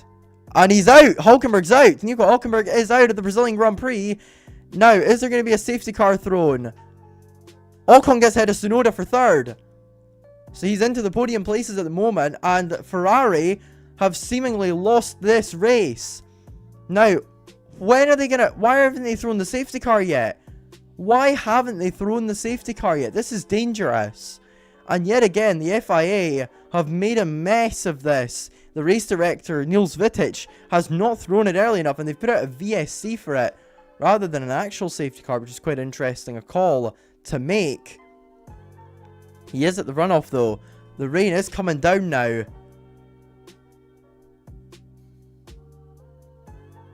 And on comes Piastri and Fernando Alonso into the pits. Piastri's probably going to get a penalty for colliding with Liam Lawson. Is he going to go into the full wet tyres? And the answer is a resounding no. He is onto the inters. Another set of inters. And he comes out onto the track. He clears Alonso. And he's going to come out towards the back end of the points, because Ollie Bearman and Lewis Hamilton are in the pits as well. Charles Leclerc is currently running in 8th. And he's going to be ahead of Piastri. So, he, in reality, has actually gained from the pit stop. Because, I mean, he's already on warm tyres. And Perez has gone on to... is that full wets? And Perez has gone full wets. So, Perez has gotten very bold.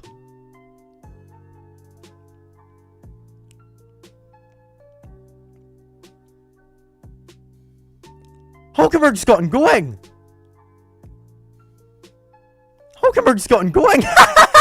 That's funny.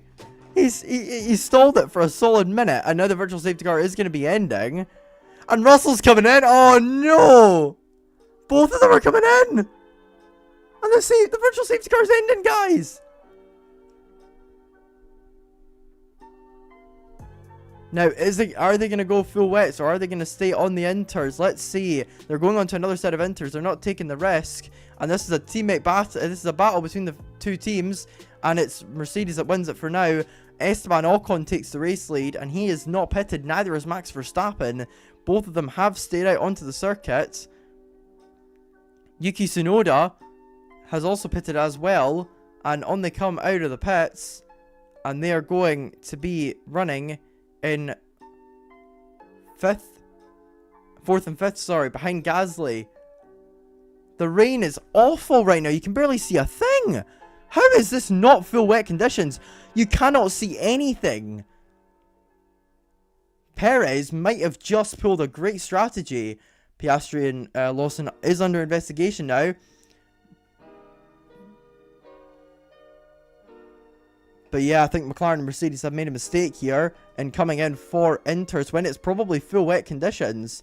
This is a replay, and yeah, Piastri just absolutely nukes into Lawson.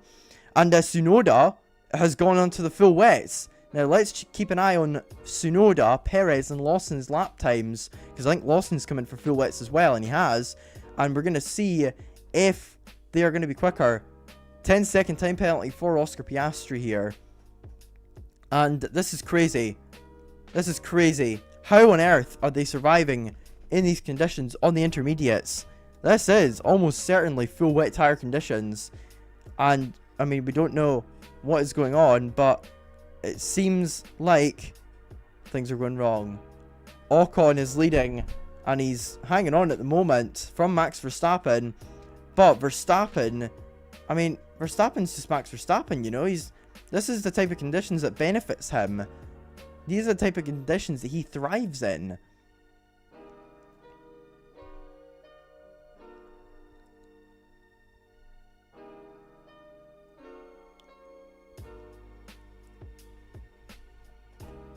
Apparently, I think Ocon's 5 seconds quicker than Verstappen. Is that what I just heard? And they're cruising.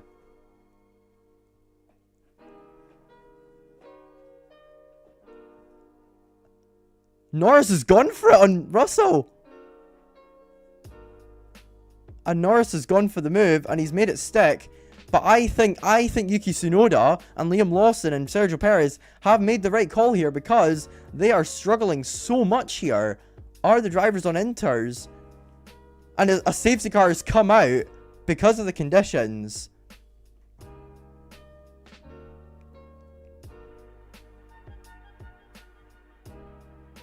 So now, what I can imagine is going to happen is everybody is going to pit onto full wets. And, well, Hamilton is now down to 11th. Lawson's got ahead of him. I don't know if that's because he's had an incident or not, but the safety car is now coming out onto the track. And I can imagine that everybody is going to pit onto the full wets. And that benefits Mr. Verstappen the most out of everybody on the track. And it doesn't benefit Yuki Tsunoda, Liam Lawson. I mean, it does a little bit, but you got to remember, because it's under safety car conditions, everybody's going to be going 70% slower. So, Ocon stayed out. Ocon is staying out. Everybody is staying out. Nobody has come into the pits. Everybody's staying out on the track. And they're saying, I mean, Karun Chandok's saying that, you know, it's the sort of conditions where, you know, it's about surviving more than anything. Let me just refresh that. Wait a minute, did I just see who I thought I just saw? Olivia Rodrigo's! Olivia Rodrigo and Lee Partridge are at Old Trafford. Liam Lawson went for a move on Hamilton, and he made contact with him and took him off the track. Let's see. We got a safety car. Now, what is going to happen? Are we going to wait? Are we going to red flag it? Rain is going to be increasing, apparently, which is not good at all for this race. And, yeah, I cannot see us resuming this for a while, because it's just a bit too... It's a bit too dangerous for what is typically the race conditions. And, yeah, I'm just going to quickly go and check on the United game.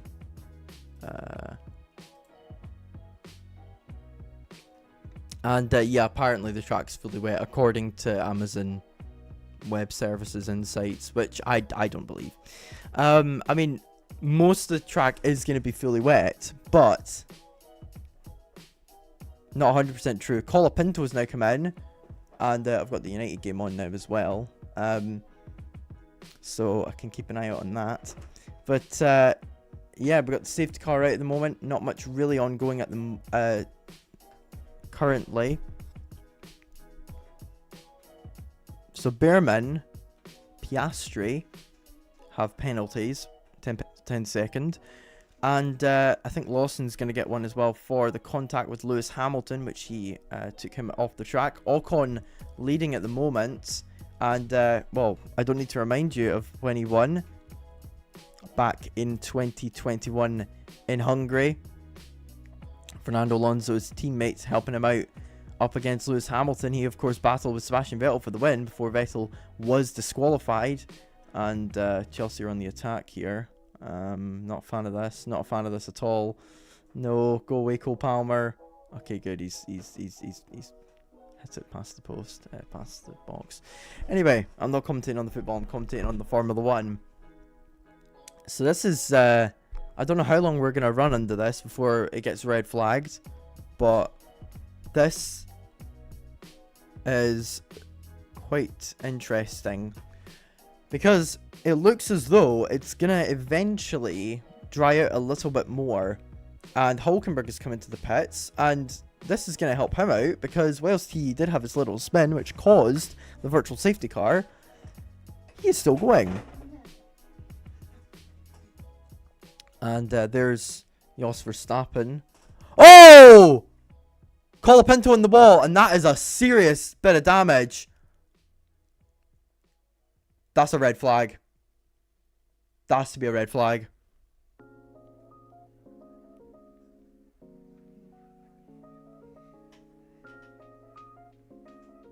That's a red flag. Yep, Colapinto, Franco Colapinto's out. He's crashed, just like Paul di Resta did back in 2012.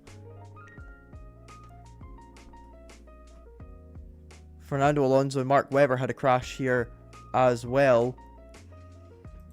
And it is at Arquibancadas. Colapinto's crash is very reminiscent of di Resta in 2012. That's exactly what I just said, funnily enough, look. It is exactly like that. And we've got a red flag here. Hopefully he is okay. He is okay, apparently. From what I think I saw the radio saying he's okay, which is good to hear. But yeah, serious accident there for Williams, because now they've got two cars that they need to repair. And they're all going to come into the pits and change tyres. Now, I think there was going to be a red flag flown anyway. It was just a matter of time. Verstappen saying the tyres are like a boat apparently as well. This is me hearing it from the Sky broadcast. Anything that I say apparently for is coming from the broadcast. So that's my source for everything. Oh, they're Luke's clapping because Colapinto's gotten out of his car. That's good. That's good, Luke. That's good. That's nice. That's very kind. But yeah, what happened to him? He just accelerates too quickly. He just goes a bit too quick there, and Cole Palmer really scored there for Chelsea. I'm just gonna keep an eye out on the Man United game at the moment because yeah, gonna go and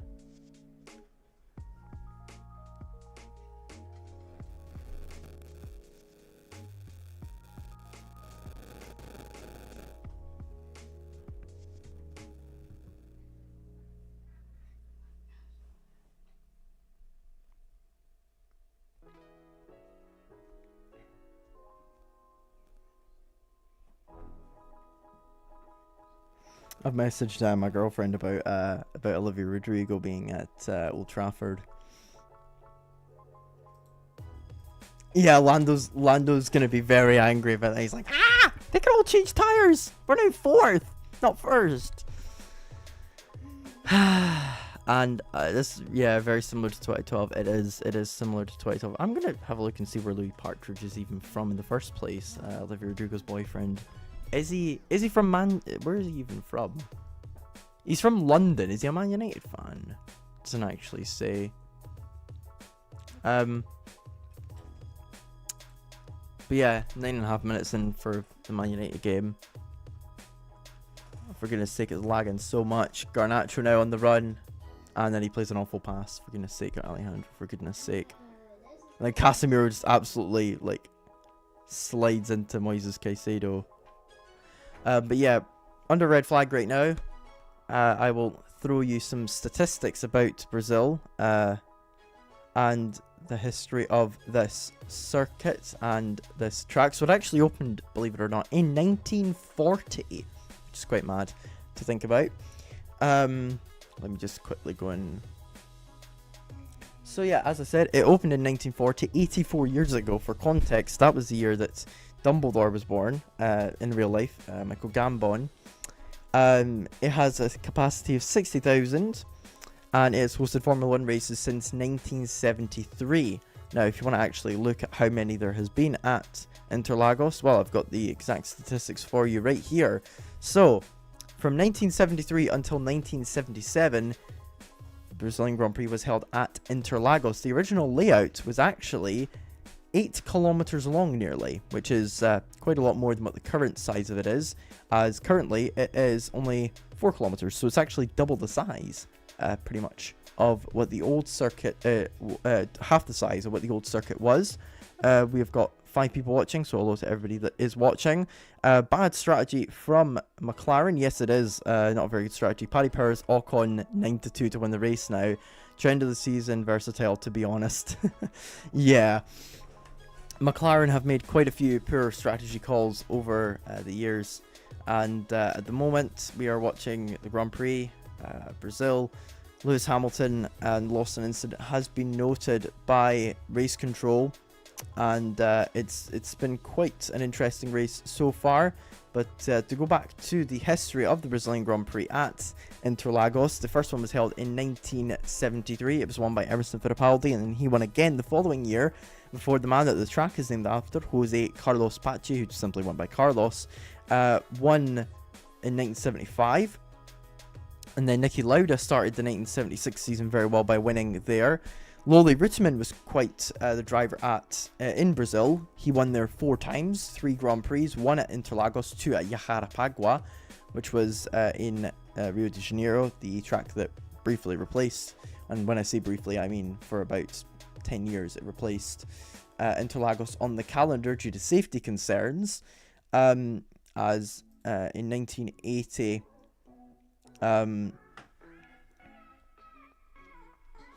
yeah, so it says here the facility had been barely and badly maintained. So yeah, due to safety problems, it wasn't very well. They didn't come back there until 1990, and since then it has been held at Brazil. Other winners at Interlagos in that time include, so in 1979 and 1980 they briefly went back to Interlagos, and Jacques Lafitte and Rene Arnoux won those 2 years. Since then, we've had some incredible drivers race here and win here. Alain Prost, Ayrton Senna, Nigel Mansell, Michael Schumacher, Damon Hill, Jacques Villeneuve, Mika Hakkinen, Michael Schumacher, Kimi Räikkönen, Mark Webber, Sebastian Vettel. I don't know why I said Mark Webber. Jenson Button in his final Grand Prix win in 2012, which is very similar to this race right now that we're watching. And then Nico Rosberg and Lewis Hamilton and Max Verstappen have also won here. The most recent new winner was George Russell in 2022, and before that it was Verstappen in 2019. Let's use this time to address the rumour of whether Glock, by the way, wrong weather, Glock was paid off by McLaren to drive slowly. He wasn't. End of conversation. He wasn't. He wasn't. He wasn't. Has the referee given a penalty to Chelsea, or... I don't think so. Hang on a second.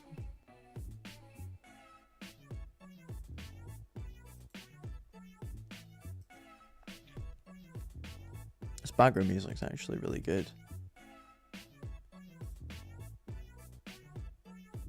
Oh, it's a head clash between teammates. Silly Chelsea. Anyway, he wasn't. Watch his whole last lap video. Exactly.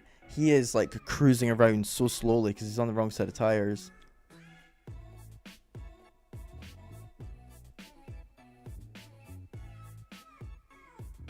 Yeah, Mercedes and McLaren drivers of Norris and Russell livid. I have evidence. Alright. Let's have a little look. Let's see the evidence then, Versatile. Come on. I mean, Toyota risked it with Trulli as well. Trulli was going extremely slow.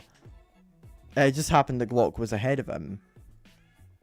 Glock was on drier, on I think he was on intermediates when it was full wet conditions, or he was on dries even when it was full wet conditions, because they were in a good position, or they were not in a great position, and they thought, okay, let's risk it, and that's why eventually Hamilton caught up to him, perfectly enough in time to win the championship. And now United are on the attack. Rashford, still going, and it's a corner for United, I think, is it? It is. Good.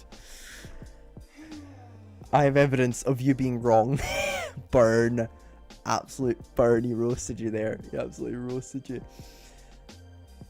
But yeah, there's a lot of history at Brazil. You know, we've had 3 world champions come from Brazil. 2 of them being from Sao Paulo, Senna and Fittipaldi. There's Ollie Behrman. So I think the maximum a race can go on for is 4 hours, including red flags. So this race started at 3:30 technically. Come on. Oh, I thought United were going to score there.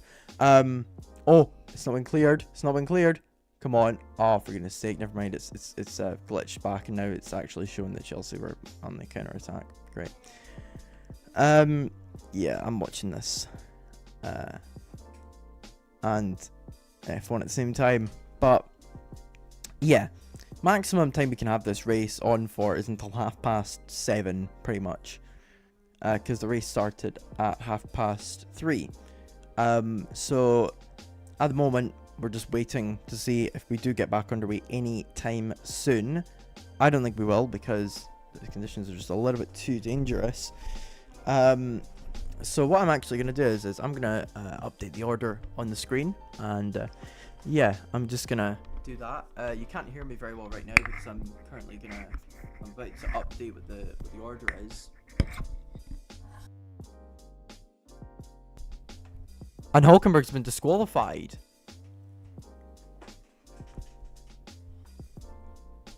Oh, he got help. Oh, he got help. So that's how he got out. He got help. Look, he got help before he was allowed to get out. So that's how he got going again. I was a bit confused as to how he managed to get going again, considering the position he was in, and that makes a bit more sense that he ended up in that situation.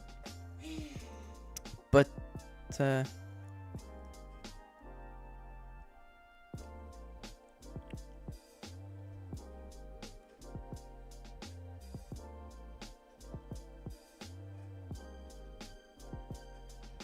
Hulkenberg doesn't know he's been disqualified, apparently. Oh my days, this is the sort of thing you'd see from The Office, man.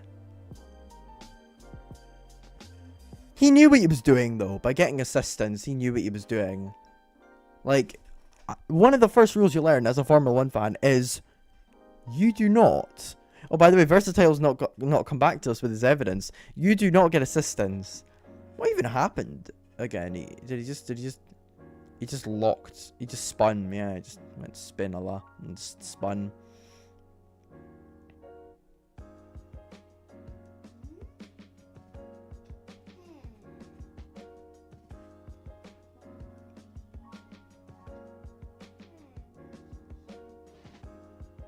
Yeah, he got assistance. Yeah, they lifted up the front of the car and pushed him, basically. And he was able to get going again.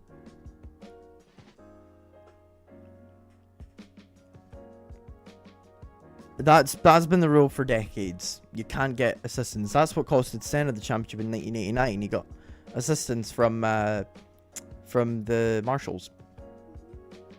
It was a fair penalty, but Prost should have gotten disqualified from the championship for what he did. But yeah, currently under red flag conditions, lap 33 out of 69. You've got time now to get a nice hot cup of coffee and just wait for a restart. At the moment, the 2 Ferrari drivers conversing with one another. I'm going to try and update the graphics now to show what the order is. So bear with.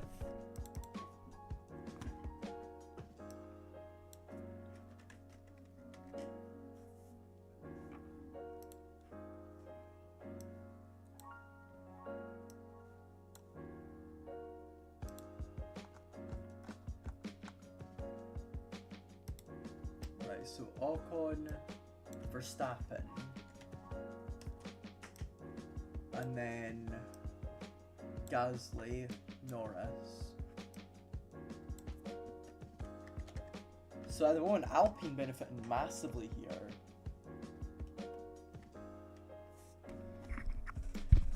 So here's Versatile's supposed evidence. You see, in the late 2000s, early 2010s, McLaren Honda negotiations were taking place, and as an ego boost, they didn't want McLaren using the championship because of their Japanese competitor. That's that pretty weak evidence, in my opinion, mate. I mean, if McLaren wanted to win the constructors, they wouldn't have hired Heikki Kovalainen. So the ambition clearly wasn't that ambitious, because they hired a driver who certainly was not ever going to be at the top level. Nor, and then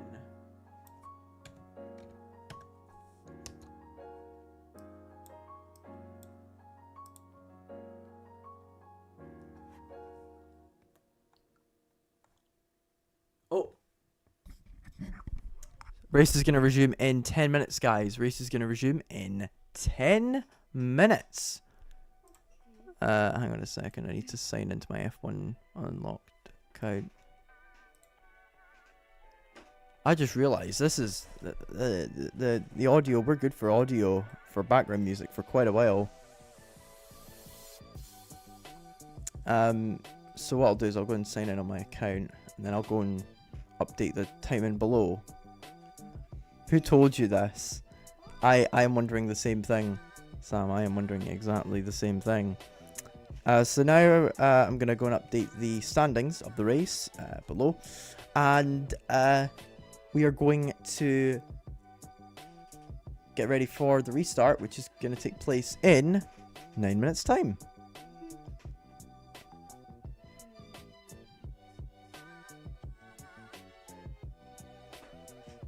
Yeah, they're all on Inters. Bernie Ecclestone. Source, Bernie Ecclestone. Oh god, how is that not a penalty for United? Have United not gotten a penalty from that?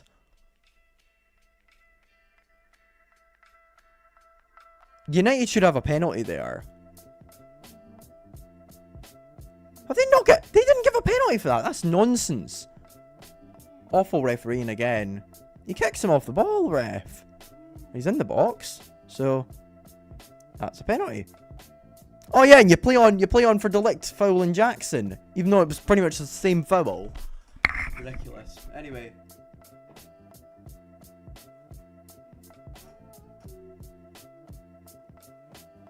Where is it? Where's the... Oh, is it because I've got the VPN on?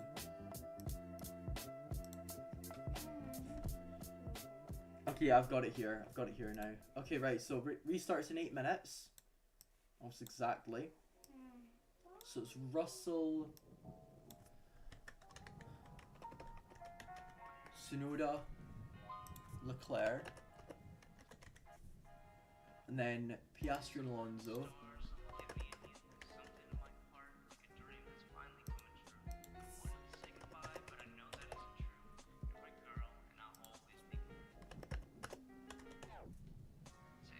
Bear with, guys, I'm just updating standings. I asked him. Nah. Bernie is not a reliable source for anything, I'm afraid. I do not accept that evidence. That evidence is about as valid as an old person's opinion about TikTok. It's not valid at all, with extreme amounts of bias.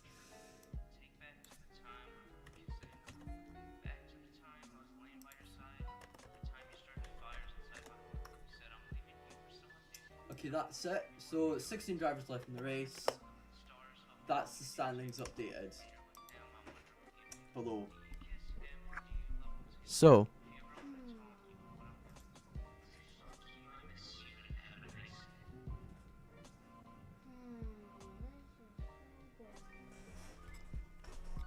by the way, mate, it's Celtic v Rangers in the final of the Mickey Mouse Cup. Oh no, Motherwell Rangers actually won a football match for once. Oh no, I'm so scared. Oh, shiver me timbers, shiver me timbers.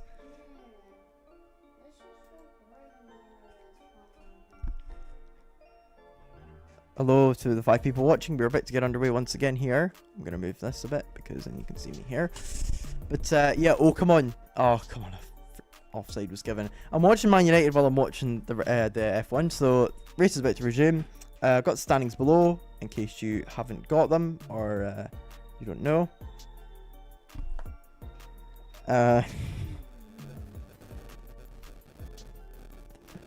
I messaged Amelia saying, oh, check Man United swear. She was like, oh, she supports Man United. He also confessed that he knew about Crash Gear, which we now know is true, so it's verifiable. Yeah, but just because what one person says is correct. Have you ever heard Versatile? Have you ever heard of the phrase, a broken clock is right twice a day?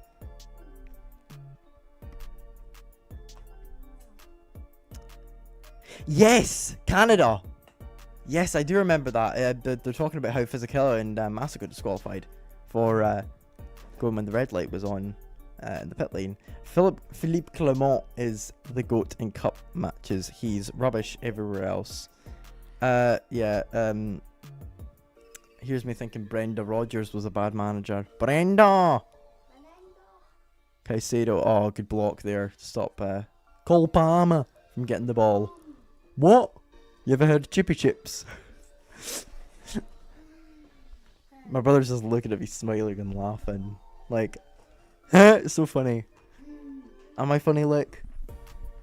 Yes, but it's boring being a red flag. It is a bit boring at being a red flag. You're correct. Yeah, I think it will be restored. Bernie is a similar level of credit to Eddie Jordan, to be honest. I believe Eddie Jordan more than I believe Bernie Ecclestone, to be honest. What? This is the first time the clock was right. It's Singapore. The second is this. I don't know. I don't believe.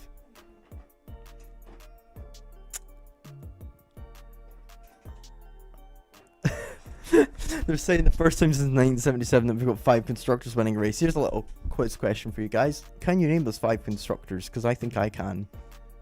I'm just thinking. I'm going to mute my mic and think. Hang on.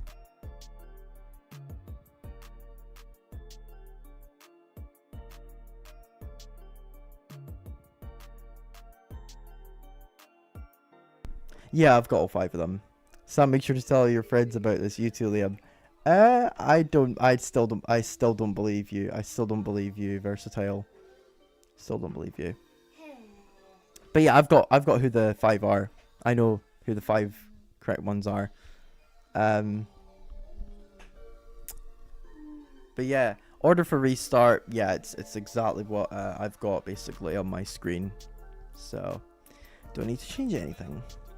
Yippee.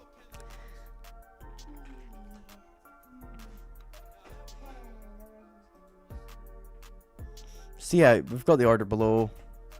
Hang on, I'll move this. Perfect. Now you guys can see me. I'm not looking at the camera, but yeah, I've got chat below. Come on, Hoyland.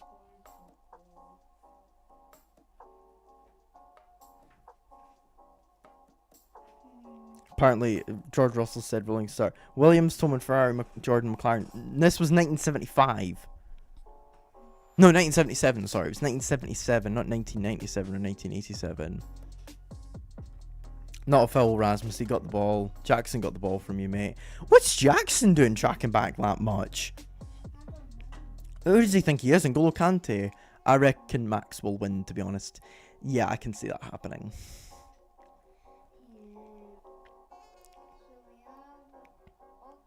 Hulkenberg knew it was coming. Yeah, you can't say he didn't know it was coming. They know the rules. They know the rules as well. Well, they know them better than we do. They know most rules in the regs. They have to know them. It's a rolling start. That's what they have declared.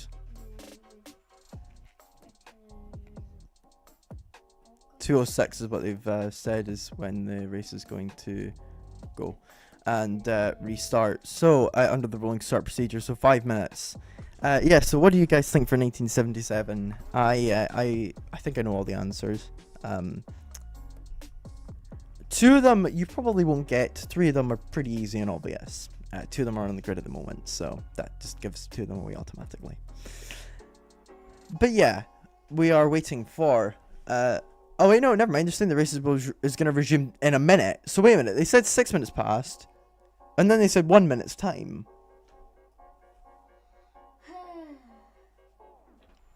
Yeah, they're all going about how Max is going to win this race is what they're saying. Standing would have been more fun. Yeah, it would have been, but, you know, we're not IndyCar.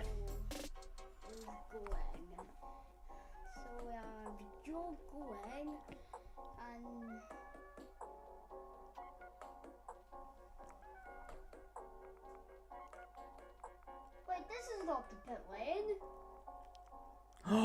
Oh, George Russell's going to be in trouble. What? Russell is adjusting the tire temperature in this, and you can't do that. So he might be in big trouble.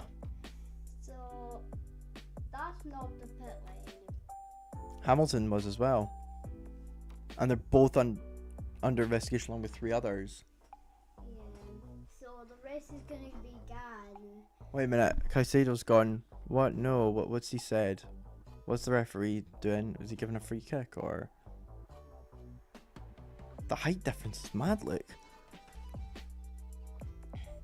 But yes, they are heading back out onto the track now, finally. Yeah. After quite a while under red flag conditions.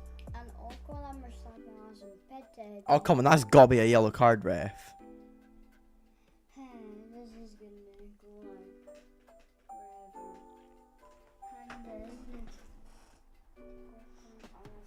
It's funny that they're still counting Hulkenberg in the race when actually he's been disqualified. I think my throat's a bit, bit sore from talking so much. Gonna take a minute just to. Have I got water in this? I do. Okay. Oh, I needed that. But yeah, we're halfway through the race here. Race has been going on for 2 hours, almost 2 hours now, or an hour and a half. And a lot is happening. We're about to get underway once again. Esteban Ocon ahead of Max Verstappen. Pierre Gasly third, Lando Norris 4th, and George Russell in 5th. And currently it's end to end in this game between Chelsea and Man United. Go and check it out on Sky Sports main event once you're done with this. Not main event, Premier League, sorry, Sky Sports Premier League. Rolling start has been declared. And we're getting ready to start. And then we have Verstappen and Ocon who hasn't pitted. So they will come in. This is funny. The signs is like, Ricky, these are not new inters. What is this? And he goes, hello. Like, is there anybody home? And Ocon is going to get pitted, and so is Verstappen. Okay, rolling start has begun. The race is back on the way. And then, right, Verstappen. Wait, what? They said, Liam, getting that Sky Sports plug in there. Yeah, I decided to. And then, I think Verstappen will win this race, because he's going to. So when's Ocon going to go for it? That's what they're wondering. We got a yellow flag in Sector 3 because of how slowly everybody is going. Oh no, never mind. It's because Ollie Behrman's had a spin. For goodness sake. On the roll. And so is the Cyber. So is Joe. Both of them have spun. We're racing up. Ocon leads Verstappen. We're on the restart now. Ocon leads from Verstappen and Pierre Gasly. Lando Norris right behind him, as is George Russell. But Ocon's going to be trying his very best to hang on to that lead from Max Verstappen, as Oscar Piastri is right behind Yuki Tsunoda. He was already stuck behind a Visa Cash App RB car for most of the first part of the race. And he's going to have to do so once again here, as Lando Norris trying to keep up with Pierre Gasly. Oh, and Lando's gone off. Lando Norris has gone off the track. And George Russell has come on right alongside him. He's come back on with George Russell right alongside him. Was that unsafe? I personally think it was a little bit. Russell gets ahead. And now Lando Norris is losing more points to Max Verstappen in the standings. And this is not going to plan at all for Lando Norris. It's not what he hoped. And Charles Leclerc now has also gone wide. Oscar Piastri's got ahead of Yuki Tsunoda. And now Piastri's going to try and find his way around the outside of Leclerc. But he's not able to for now. Meanwhile, Alonso trying to get ahead of Tsunoda. And all sorts of chaos going on here. Gasly's lost 3 seconds already to Verstappen. And Russell's lost 2.5 to Gasly. Ocon has made a run for it. He's 1.7 ahead at the moment. Look, can you get out the background, please? Gonna move this a little bit. You need to run the attack here. Come on, Ugarte. Come on, Ugarte. Come on, Ugarte. Hoyland. Hoyland. Hoyland. Oh, nearly. Nearly. Here comes Hamilton on Alonso. They're battling for 9th place here. The final 2 points positions. And you can't even see them in the spray. You can't see Alonso in the spray. You can see Hamilton, but you couldn't see Alonso in the spray. That's mad. I'm going to move down a bit like this. Hunched a little bit. There we go. And bingo. Okay, so Ocon leading by 2.1 seconds from Max Verstappen here. This race is absolute chaos. WTF, lol, is exactly what summarizes this up. Ocon was a second quicker than him on the last lap. Hamilton's trying to make a move on Yuki Tsunoda here, and it seems something has come alive within him. It's almost as if he's channeled his inner 2008 self here as Lewis Hamilton. He's trying to make a move on Yuki Tsunoda to get himself up into 8th place in this race, and it seems that they've made a change which has made something click. Maybe it was the tyre temperatures, which would be a bit suspicious, but we move. Tsunoda 2.5 seconds back, and everybody's sort of got a gap to each other, apart from Leclerc to Lando Norris. He is just outside of a second behind him. Meanwhile, Tsunoda just ahead of Hamilton. And Hamilton trying to find a way through as he head towards Sao, where Hamilton won the championship in 2008, as I've said before. It's all about the exit here. If he can get a good exit, he's got a chance, but he's not a good exit at all. And actually, Fernando Alonso is probably a little bit closer to him than he is to... No, he's not. Never mind. He is still quite a bit behind Yuki Tsunoda, though, and he's not doing a good enough job here in terms of getting out of Sao to be able to get ahead of him. As we head into turn 1 once again, Ocon's now got a 3-second advantage. People really did underestimate Esteban Ocon here in terms of his performance.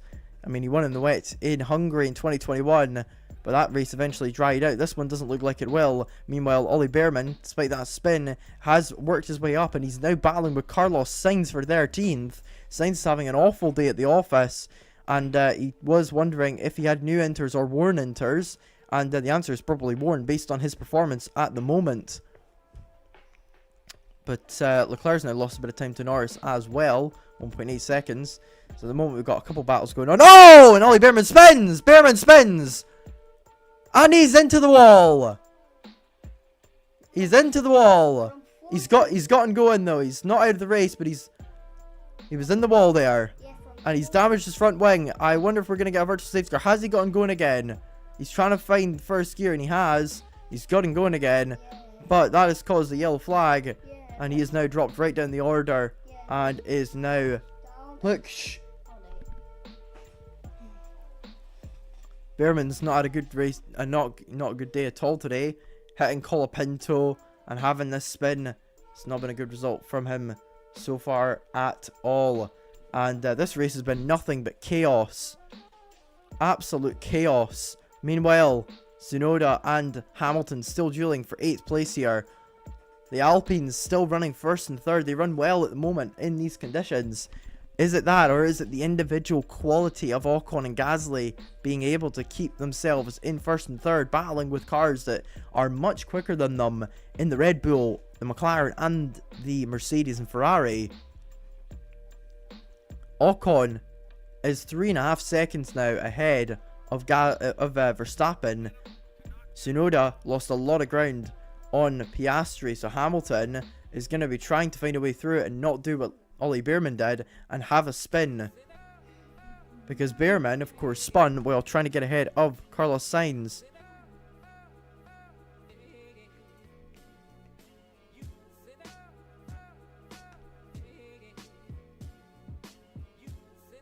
Need a minute to rest my voice.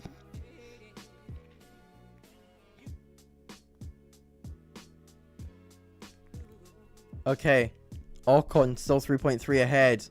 Gasly in third, Russell fourth, Norris fifth, Leclerc sixth, Piastri seventh, and then we have this battle here for eighth between Yuki Tsunoda and Lewis Hamilton. Hamilton 1 second behind him at the moment, so he's not going to get ahead this time around unless Tsunoda makes a serious mistake.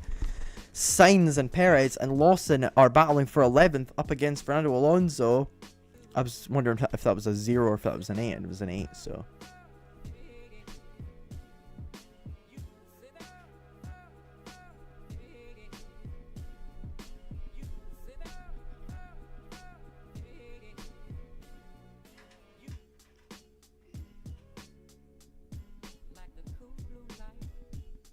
Oh, come on, that's soft. The Bears' 100% points rate could be coming to the end. It could be, indeed. He needs a miracle, and here's a replay of Bearman. I think he's gone off at John Sao, and he has. And a day for Haas, which began poorly, has gotten worse and worse as the day has gone on. More and more messy as time has developed. As at the moment we're just stalemated. Nobody is within enough of a gap to each other to be able to make a move, apart from perhaps in this specific part of the racetrack here, in this battle between the drivers of Liam Lawson, Sergio Perez, and Carlos Sainz. Two drivers that you would expect to be fighting up in the top 10 or even in the top 5 are running outside of the points at the moment, in part due to the brilliant performance of the Alpines and the RBs. So here comes Carlos Sainz trying to get past Sergio Perez. He's very close to him, and he was going to try and make a move there, but in the end he backed out of it, hoping Perez would make a mistake, but he hasn't. And Perez has held on to that place for now. We're on lap 40. We're coming up to lap 40 of the race. Max Verstappen beginning to close now on Esteban Ocon. And team radio from Lando Norris.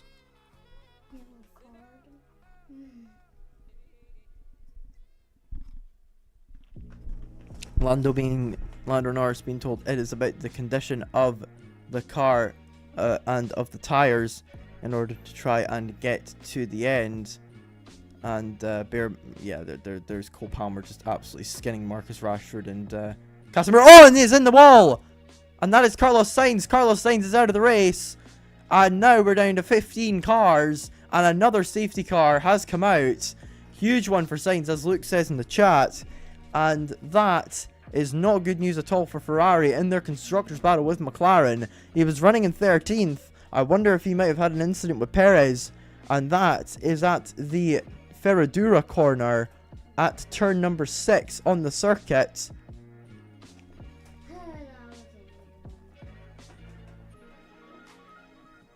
Overtaking has been difficult, is what Karun Chandok says, and that's spot on. It's been very difficult to overtake in this race thus far.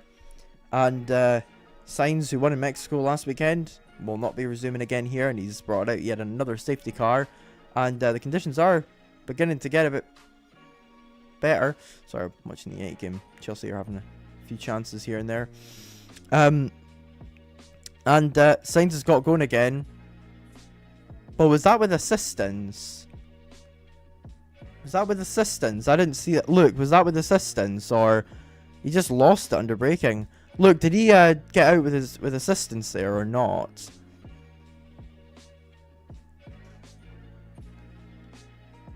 I thought he was out of the race as well. Crofty's saying he thought he was out, and yeah, I agree with that. That's a perfect surmisation of that. Did the marshals move? Because if the marshals moved the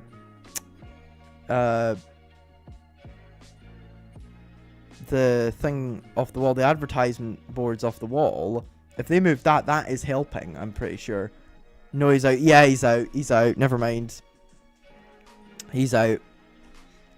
He reversed a little bit, but he's out of the car now. Well, I mean, looks a bit ahead, so he knows these things a bit better than I do. Still got 30 laps to go.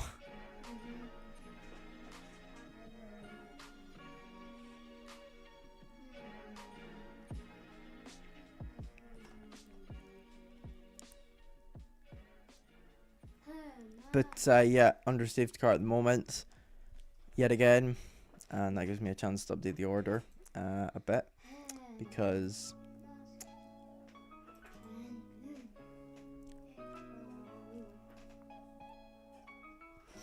this is very good for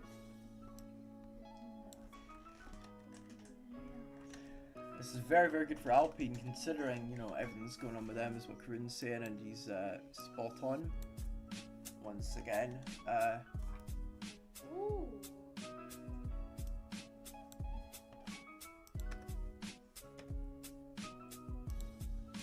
Man.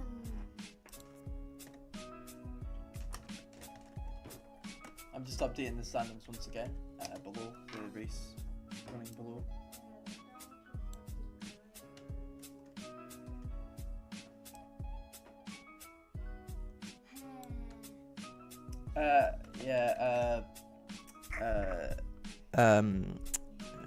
The engineer of Verstappen, Gianpiero Lambiasi, saying, you know, there's a wild left in the race, don't take risks, a lot can happen basically.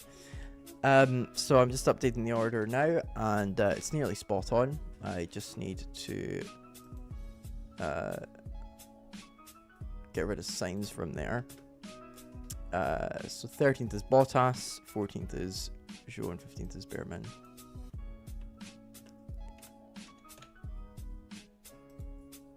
So basically, Lando Norris has now been told to stay off the white lines because of what's going on. I'm just quickly changing the order, guys, so I'll be with you in a sec. And then 15, Behrman.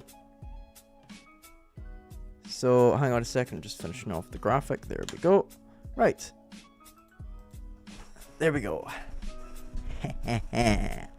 Right. Man United first half's about to finish. We're going to try and finish on a chance.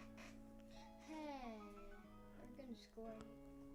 Oh my goodness, Rashford. Rashford's in a good position, and it's buffered. It's buffered. Please. Oh, Rashford, you muppet. How have you not scored? Okay, right. Yeah, that's half time in the United game. Right, anyway, back to this. I do think if it finishes like this, the title battle is done. Yeah, it is. It is.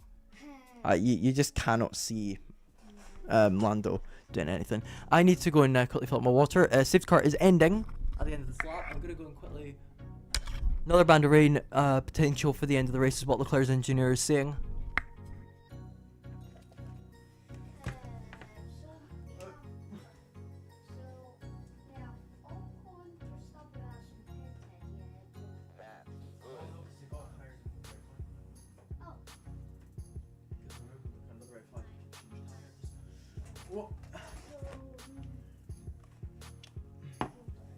Right, there we go, we're back.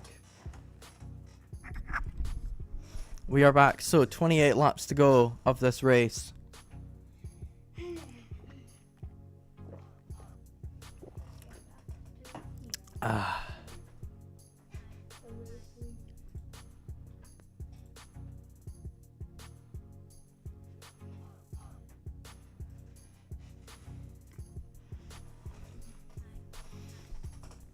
So, Ocon about to do his second restart as the race leader. The first one was after the red flag.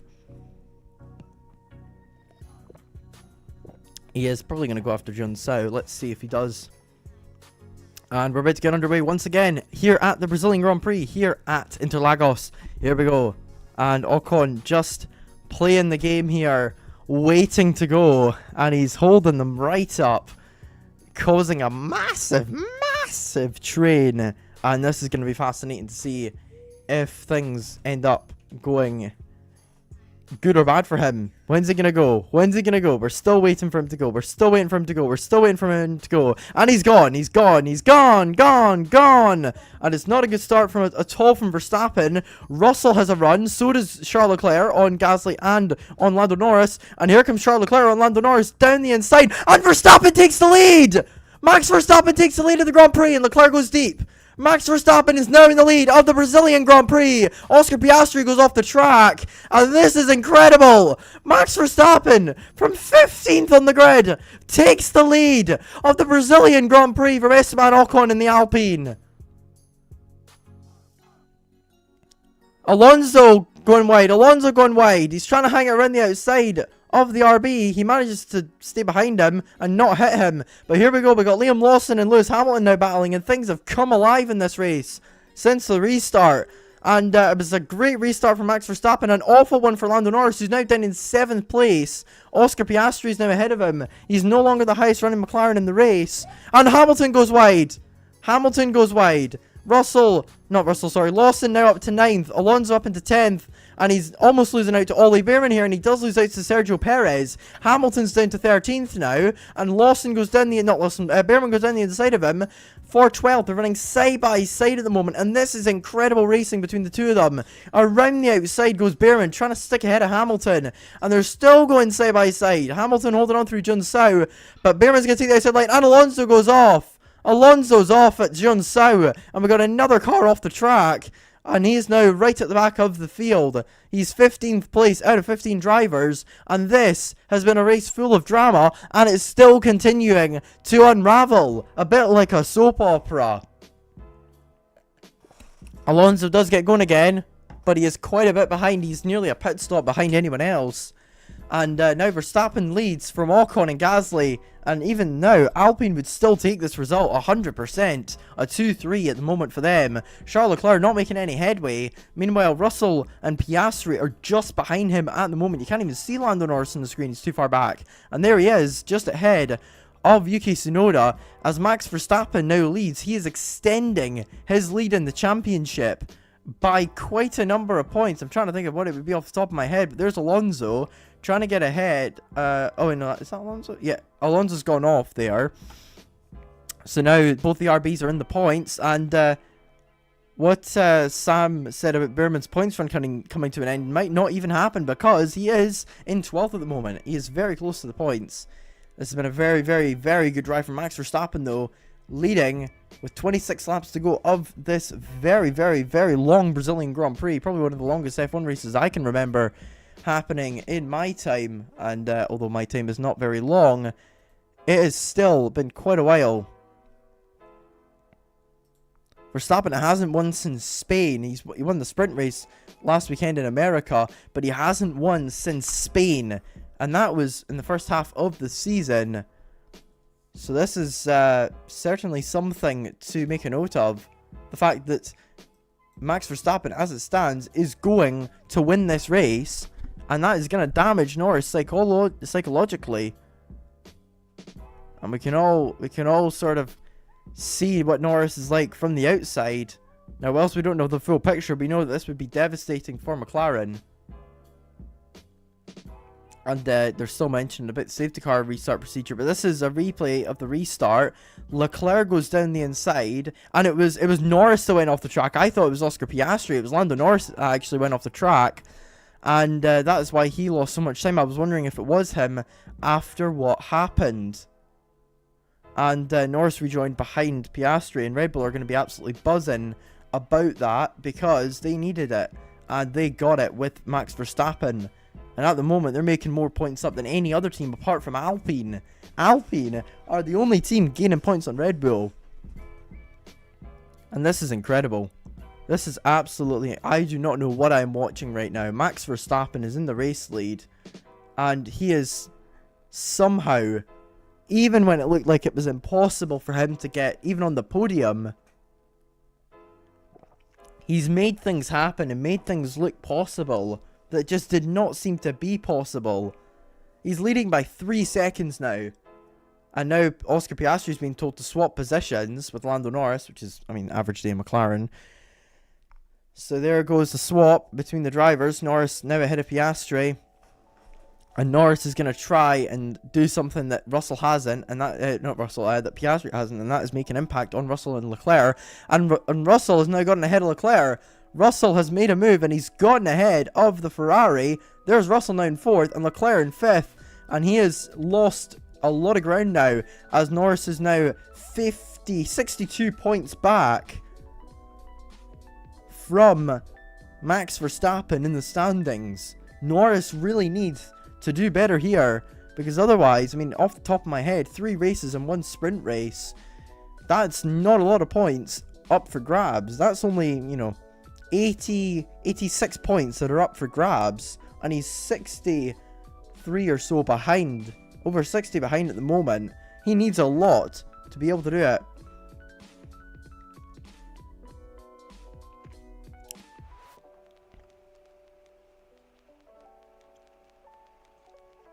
Norris right behind Leclerc at the moment, who's really struggling. He's 2 seconds back.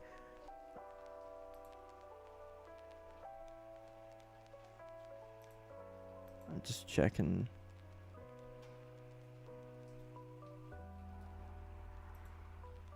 But yeah, anyway, here comes Lando. Lando Norris. He's still right behind Charles Leclerc, and he's trying his very best to be able to get ahead of him, but he's not able to at the moment. This is a replay of Charles Leclerc going off the track at turn 4 and joining unsafely. Now, this is interesting because some people would argue that when Norris rejoined, it was also unsafely.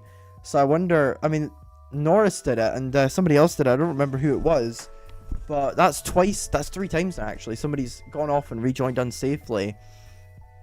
But at the moment, the race seems to have finally calmed down. I can take a breath. The order is as follows. Sorry. Max Verstappen leads, Esteban Ocon in 2nd, Pierre Gasly 3rd, George Russell in 4th, Charles Leclerc in 5th, Lando Norris in 6th as Verstappen sets another fastest lap, Piastri 7th, Tsunoda in 8th, 9th is Liam Lawson, 10th Sergio Perez, 11th Lewis Hamilton, 12th Oliver Bowman, 13th is Valtteri Bottas, 14th Zhou Guanyu, and in last place at the moment is Fernando Alonso. So 62 points between Max Verstappen and Lando Norris right now, 24 between Lando Norris and Charles Leclerc. At the moment, Lando's championship fight seems to have come to an end, but we've still got another 22 laps to go here, and anything can happen in the wet, especially at a track like Brazil, which has had so much unpredictability over the years. I mean, I cannot think of a race here that's been dull over the years. Most races here at Brazil have had absolute classics.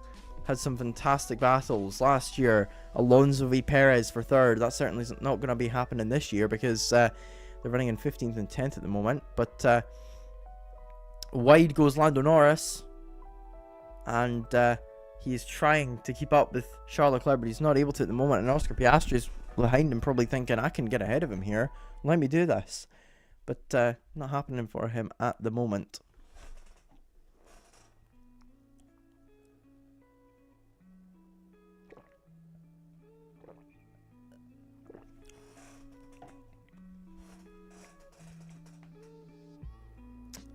Verstappen with another fastest lap. Perez dueling with Liam Lawson, and Lawson's not going to go easy on him, unlike with Verstappen.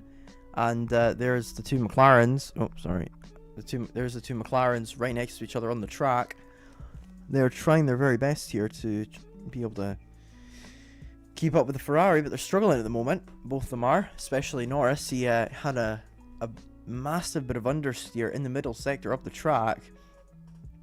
And George Russell closing up on Pierre Gasly at the moment for 3rd place. Verstappen is doing what he is so often done, and that is take the lead and dominate. And it's crazy. That just shows how he is a world champion, and this is why he is a world champion, why Red Bull are world champions in the last few years and McLaren haven't been. The way that they've handled these conditions has been fantastic in comparison to McLaren, who have just not been on the races, not been at the races today. And yeah, I don't feel like I really need to say much else other than that. I mean, McLaren, the best they can deal with at the moment is 6th and 7th. Meanwhile, Red Bull are 1st and 10th, although Sergio Perez is not exactly performing to the ability that he is expected to be. Verstappen with yet another fastest lap of 1 minute 22.241. And Perez right behind Lawson at the moment. Piastri just behind Norris as well. Mad restart indeed. As we're on lap 50 of 69 now. We've got 20 to go. And the races seem to calm down a bit after the absolutely chaotic restart. I've nearly lost my voice. This race is similar to Canada last year. Who won? Earlier this year. Who won, Max? Exactly. It is quite similar. McLaren and Mercedes screwed up massively by choosing to pit Max Verstappen and not Max Verstappen, Lando Norris and George Russell. Max Verstappen and Red Bull, on the other hand, they elected to stay out, and it paid off for them. Charles Leclerc is another one who did not benefit at all from that, as he was in an okay position, but he pitted, and he lost a bit of ground. But actually, if he had stayed out, he probably could have gotten ahead of Norris and Russell, and now he's running just behind them. But honestly, my hat goes off to Verstappen, to Ocon, and to Gasly, because they're doing fantastic jobs at the moment. But Russell is closing up rapidly on Gasly. He's going to be on his tail in a couple of laps' time. Lando Norris and Oscar Piastri, meanwhile, within a second of Leclerc. Another fastest lap for Max Verstappen. I want to see what George Russell's lap time is going to be like in comparison to his, because I think George is going to be near his time, and George isn't setting the fastest lap. I want to see what his lap time was on the last lap, though. I've got the don't tell me I need to subscribe. Okay, no, I don't. I want to check what the lap times are, the time and data. Here we go. Don't make me subscribe. Don't make me subscribe. Don't make me subscribe. Okay, good. I think I've got it for free. As part of F1 Unlocked. Okay, here we go. I've got it here. I've got the timing screens here. Apparently, there's a yellow flag. I don't know what for. I don't know who for, but there was a yellow flag briefly on that. I think this is a little bit ahead of that, so I don't know if that's going to happen or not. Is there going to be a yellow flag? I'm waiting for something to pop up. But yeah, quite the dramatic race here. Things have settled down. Max Verstappen leading by 6.5 seconds from Esteban Ocon. That gap keeps getting bigger and bigger and bigger. Then it's Pierre Gasly, 3.5 seconds, sorry. Can't read. 3.5 seconds back from his teammate Esteban Ocon. George Russell closing up on George Russell. And it was Oscar Piastri. It was Piastri that caused the yellow flag. He went off the track there. And then live timing wise, on the last lap, Verstappen was... And are you ready to hear? Oh wait, hang on a second. Never mind. I can't... What's happening? Tsunoda's trying to get past Piastri here. Piastri doesn't have the momentum that Tsunoda has. He's trying to hang him out to dry, and it's worked. He has made him hang out to dry, and it's going to be a lot of work for Piastri to make sure that Tsunoda doesn't get ahead of him. No, sorry, it's not Tsunoda, it's Lawson. No, it is Tsunoda. I was wondering, because the timing screen said he was behind him, but he was ahead. Anyway, we have got 18 laps to go. Verstappen leading by 7 seconds now, which is, again, I said it before, I'll say it again, and I'll say it again and again and again. That is crazy. So, if I had to estimate how much time is left of this race, well, if I do the math, 1.3, hang on a second, let me do, yeah, Oscar Piastri locked up and he ended up on the curb.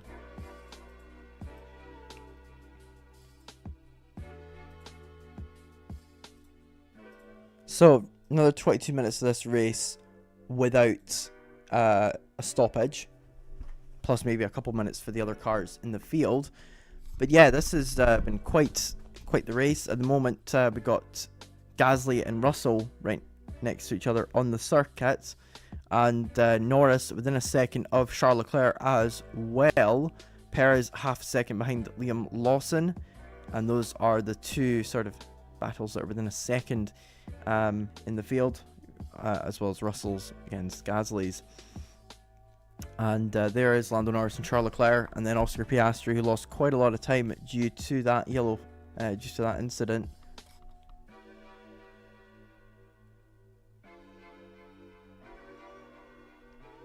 So the rain is going to increase on lap 60 until about lap 64, according to the McLaren engineers. Apparently, though, it's well, it's not even raining right now, so it will rain. Sorry, it's gonna start raining. I should say, that's what I might say, because it's not raining. You can see it's not raining if you're watching the race, and if not, then I am a good source of news, I suppose, about the race. Verstappen 7 seconds ahead now of Esteban Ocon.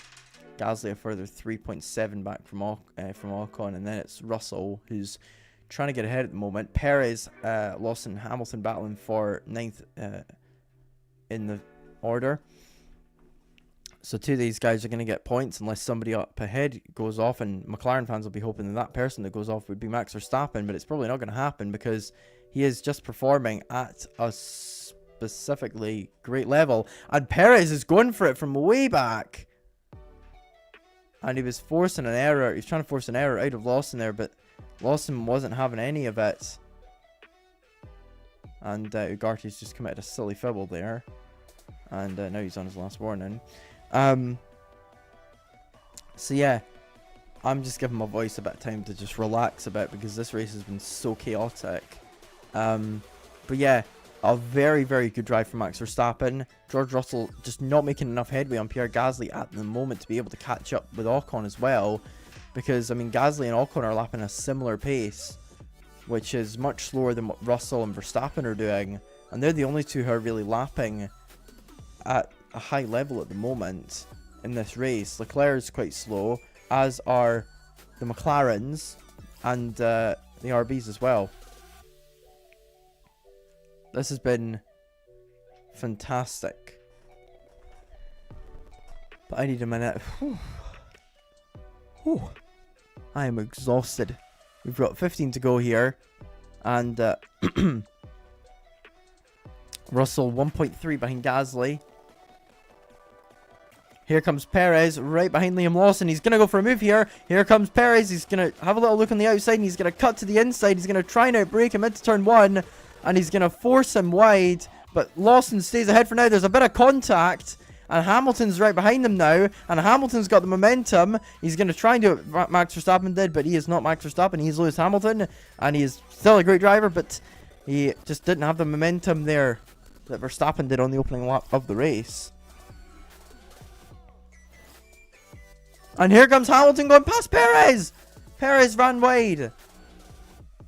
And Hamilton has gotten ahead. And Perez is out of the points yet again. And Perez is having a disaster. Now Ollie Behrman's closing up on this battle as well. And these guys are just having a bit of a ding-dong. A ding-dong. Bim-bom, bim-bom. Bim-bom, bim-bom. But Russell a second back from Pierre Gasly. At the moment, this is very, very tight. Russell closing on the straight, but is not close enough as he heads in towards turn 1. He's, as I said, a second back. He only closed about a 10th on that straight. And heading out of the S's, we are now heading down the straight. And it's been a very, very, very difficult race for these drivers, but they've survived it. They've lived through it. They have made sure that, well, to put it simply, they haven't put it in the wall. However, with that being said, 5 drivers have done so, most of whom are actually in qualifying. Half of them did it in qualifying. In the end, one of them did start that crashed, but Alonso spun.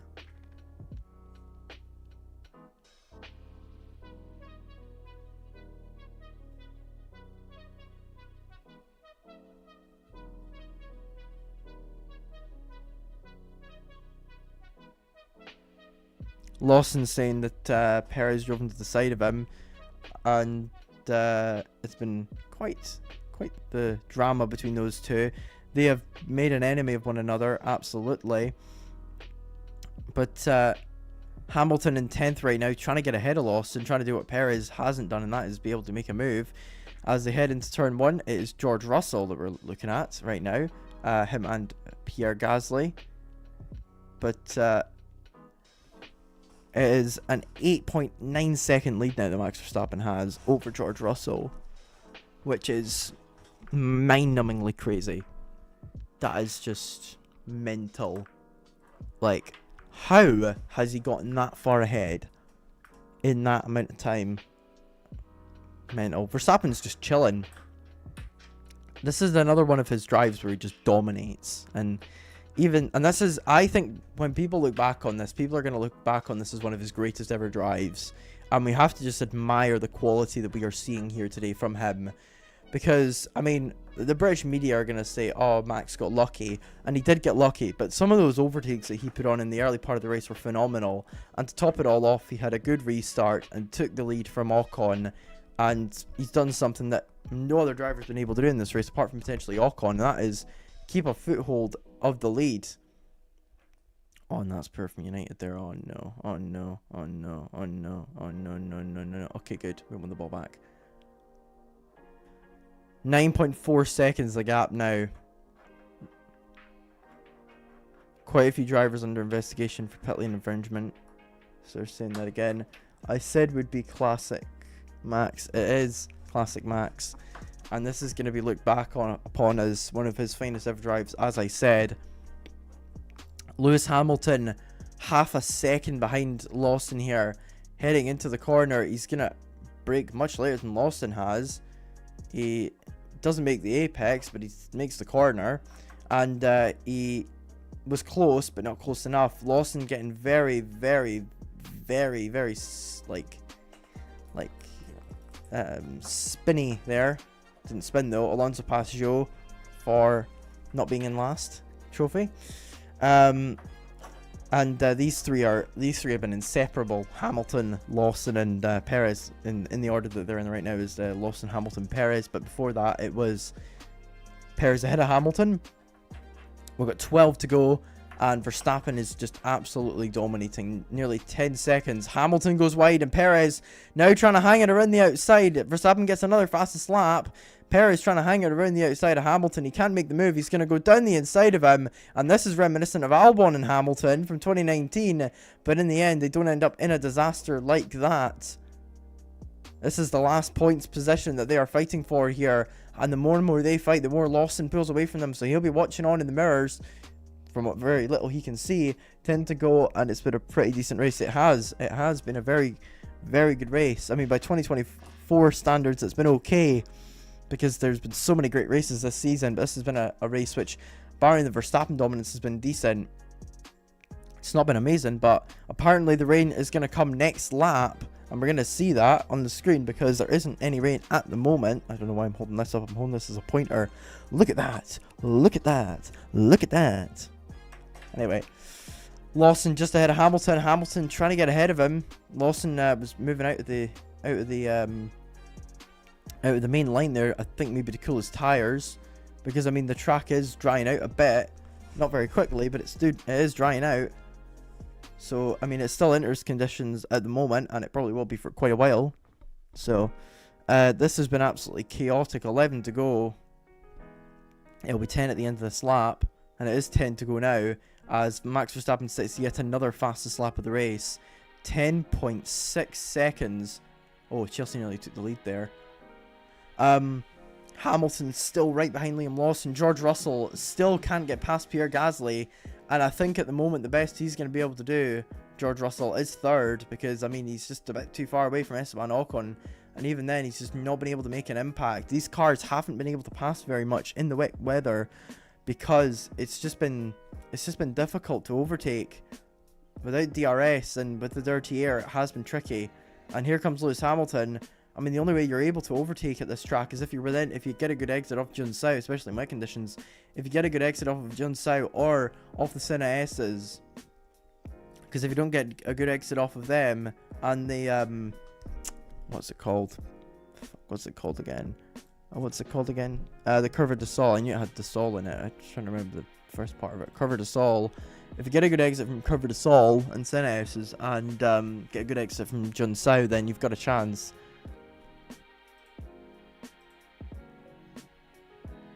But it's quite difficult to be able to do that. Now, will Russell get a good exit from Junsao here? He's currently about a second back from Pierre Gasly. And no oversteer at all there from Russell, which is very clean off the exit. And he has gained a little bit, but not much, on the Alpine. And he's going off the racing line to cool his tyres once again, because they are going to begin to overheat now. The rain should be coming now, but we can't see anything on the TV screens at the moment. Hamilton still just behind Lawson. He's very close this time. I think he might make the move this time. He's 6/10 back from him as they come out of the final little kink and onto the main straight. Hamilton's closing here. Hamilton's closing. Hamilton's closing. Is he going to be able to make a move in towards turn 1? He's 4/10 back from him. He's broke late. Lawson has made the corner though, and at the moment he is still behind Liam Lawson for 9th place in this Grand Prix, which has been nothing short of insane. I went onto the F1 Kids broadcast and the frame rate is so rubbish. Why is it so janky? I don't know. I honestly don't know. But we've got 3 races to go. Las Vegas, Qatar and Abu Dhabi. And the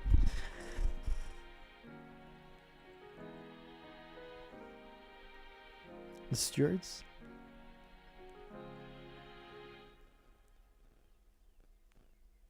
Oh yeah, Alpine have not made a pit stop today. Ted Kravis has just pointed that out.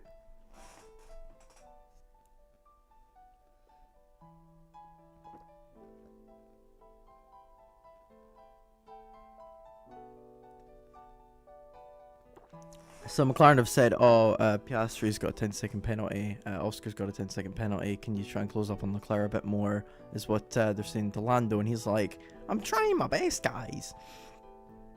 That's what I get paid for. Because at the moment he's losing a position to Yuki Tsunoda.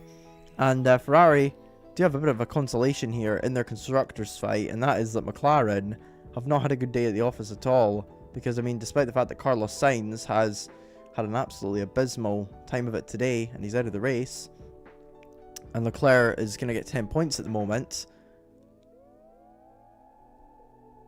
Norris and Piastri are getting 14, so they are going to lose 4 points, but it's still not looking too bad for them. Oh, my throat. I think I've got a sore tonsil.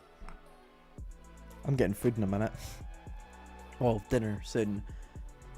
8 laps to go of the race, and another fastest lap from Verstappen, 13 seconds.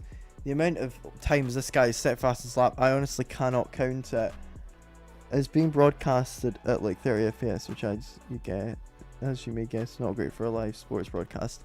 Is my FPS better than that? I'm pretty sure mine's is better than that. I don't know though. But United have got a corner kick here. And they go short as per usual. Yeah, that was not a good shot at all there from Rashford. But Gasly's now quicker than Gasly was quicker than Russell in the last time, but last lap. But you know they're so close in lap time that Russell's just not able to get ahead of him. And Hamilton wasn't able to get ahead of Lawson, but he's got an opportunity here. He's just a little bit too far back. He's gonna take a wider line and try and maximize his exit on Lawson. He's gotten a good exit, but he's just a little bit too far back. I love that gyro cam. I love it. You're watching 60 FPS. Yeah. So that's good, isn't it? Yeah, because that's more frames. See, I don't know very much about stuff like that. I'm not good with that sort of stuff. Everyone who isn't watching F1 Kids is at 60 FPS. No, but I'm talking about like my broadcast. Is my broadcast at 30 FPS or is it better? I don't actually know, to be honest. But yeah, that's not the order on the screen anymore, guys. Alcon's not leading, sadly. Because you know we'd love to see an underdog win, but it's not going to happen. However, what we might see happen is a double Alpine podium, which has been a very, very good result for them today. They've had a fantastic time of it. And well, 6 laps to go. Max Verstappen cruising, 14 seconds. He's got the fastest lap, which is going to give him yet another point on Lando Norris. And out of 86 points that are available, Lando Norris needs to make sure that Max Verstappen can... All Max Verstappen needs to do is win one more race. Outstanding penalty is back. If Max Verstappen wins one more race, all he needs to do is collect about 25 points and he's won the championship, basically. That's all he needs to do.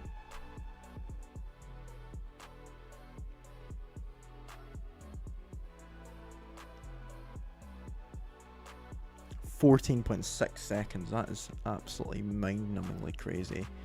Meanwhile, everyone else is just stuck behind each other. Hamilton's stuck behind Lawson. Russell's stuck behind Gasly. Norris can't make any headway on Leclerc. It's just so tight. Had they just said that ball was out of play?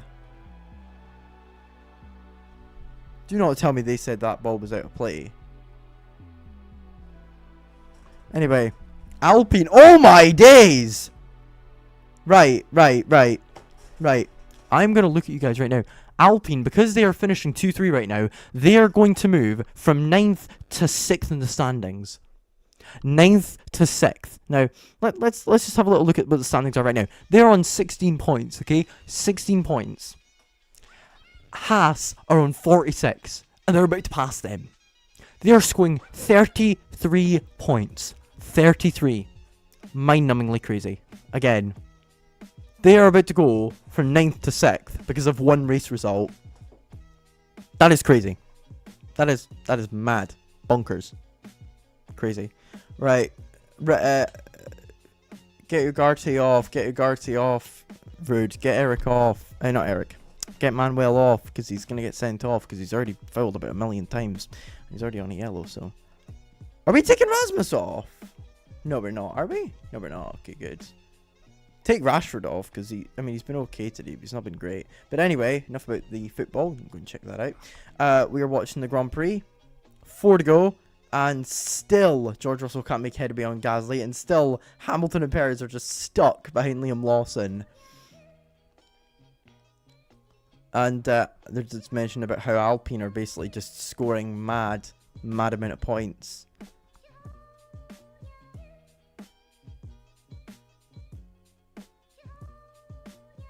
He's onside. Did they just give that as an offside?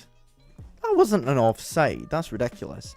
Anyway, Hamilton and Lawson battling for 9th at the moment. Hamilton's going to try and hang it around the outside, and he's gone for the move here, but he's had to back out of it, and that's going to help Sergio Perez out because Perez now has a run on him. Here comes Sergio Perez. It's pass or be passed, or just stay behind and not go for an overtake, which is a bit boring. So Hamilton went for the risk there. It didn't pay off. Hamilton now defending from Perez, and he's done a good job at defending there. Plus, Perez made a poor decision in trying to go down the inside when that just was not going to be possible.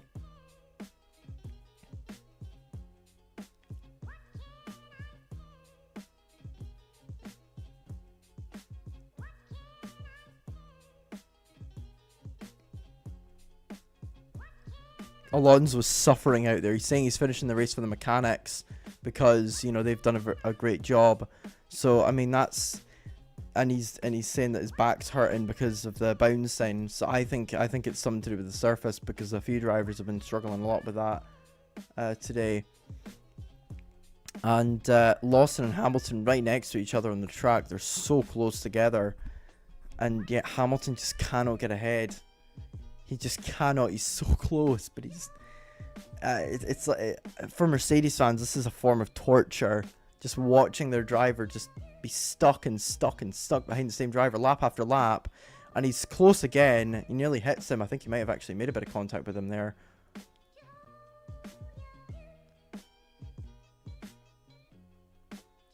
Oh my god, Garnacho, how have you not scored that? Abysmal. They literally cannot finish their pudding.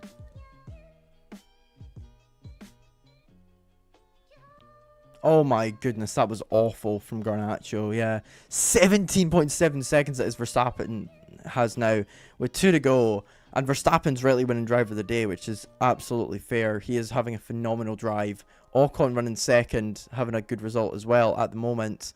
And this has just been absolute cruising from Verstappen. Alpine are doing fantastic as well. Second and third, Ocon and Gasly picking up their second and I think 5th podiums in F1. No, not second. Third? Let me just quickly check. Hang on. So, if Esteban Ocon finishes in second, which is where he is right now, as we head on to the penultimate lap of the race, it would be his 4th podium in Formula 1. And as for Pierre Gasly, it would be his 6th, I think. 5th or 6th. It would be his 5th podium in Formula 1. And they're both doing a great job right now. Hamilton has ran wide, and Perez is now right on his tail, trying to make a move on him to take 10th place in the final points place. Ocon 18 seconds now behind Verstappen as we head on towards the final lap of the race with Verstappen. He's on the other side of the track while Perez and Hamilton are battling for the last point. He is in absolute control of this race. He is cruising. This has been one of his finest ever drives. 3 overtakes in 1 corner earlier on. And now he has started the final lap of the Grand Prix. And this has been one of his greatest ever drives. He has led and led and led and dominated and dominated. And he rightly has deserved this race win. He overtook 3 cars on the outside at the start. He started 15th and got himself up into the points by the end of the first couple of laps. And now he is winning and winning and winning dominantly. Coming out of Yunsao now, Lawson and Hamilton will have this and one more go at trying to get past. But he's just not able to get ahead of him. Perez is close to Hamilton, but he's not able to make an impact as well. And it's so close and so tight, but it's just a little bit too much at the moment for them. It's going to be a win for Max Verstappen, 19 seconds ahead. He's heading into Junsao while his teammate is going through the back straight, which is crazy. I'm saying slowly because of how mad it is. And Max Verstappen has put in one of his greatest drives, and he's going to win the Grand Prix of Sao Paulo. And Manchester United have a penalty, which is great. Max Verstappen wins. What a drive from the Red Bull man. And I'm screaming and shouting because this is incredible. Esteban Ocon and Pierre Gasly are set to get a double podium for Alpine, and this has been one of their best days ever. Alpine scoring 33 points, more than any other team, and they have taken second, and they have taken third. A double podium for the French team, a double podium with the French drivers, and this has been one of their finest ever days. George Russell finishes 4th, Charles Leclerc 5th, an absolutely awful Lando Norris in 6th, Oscar Piastri 7th, Yuki Tsunoda 8th, Liam Lawson in 9th, and Lewis Hamilton in 10th. As it stands, as Tsunoda gets ahead of Piastri due to his penalty, here comes Liam Lawson, who finishes 9th brilliantly in this race, and Lewis Hamilton finishes in 10th. And that was one heck of a race. I'm going to go now, guys, because I've lost my voice. What a race. We've been streaming for 3 hours now. What a drive from Max Verstappen. I'm going to go now, guys. Thank you so much.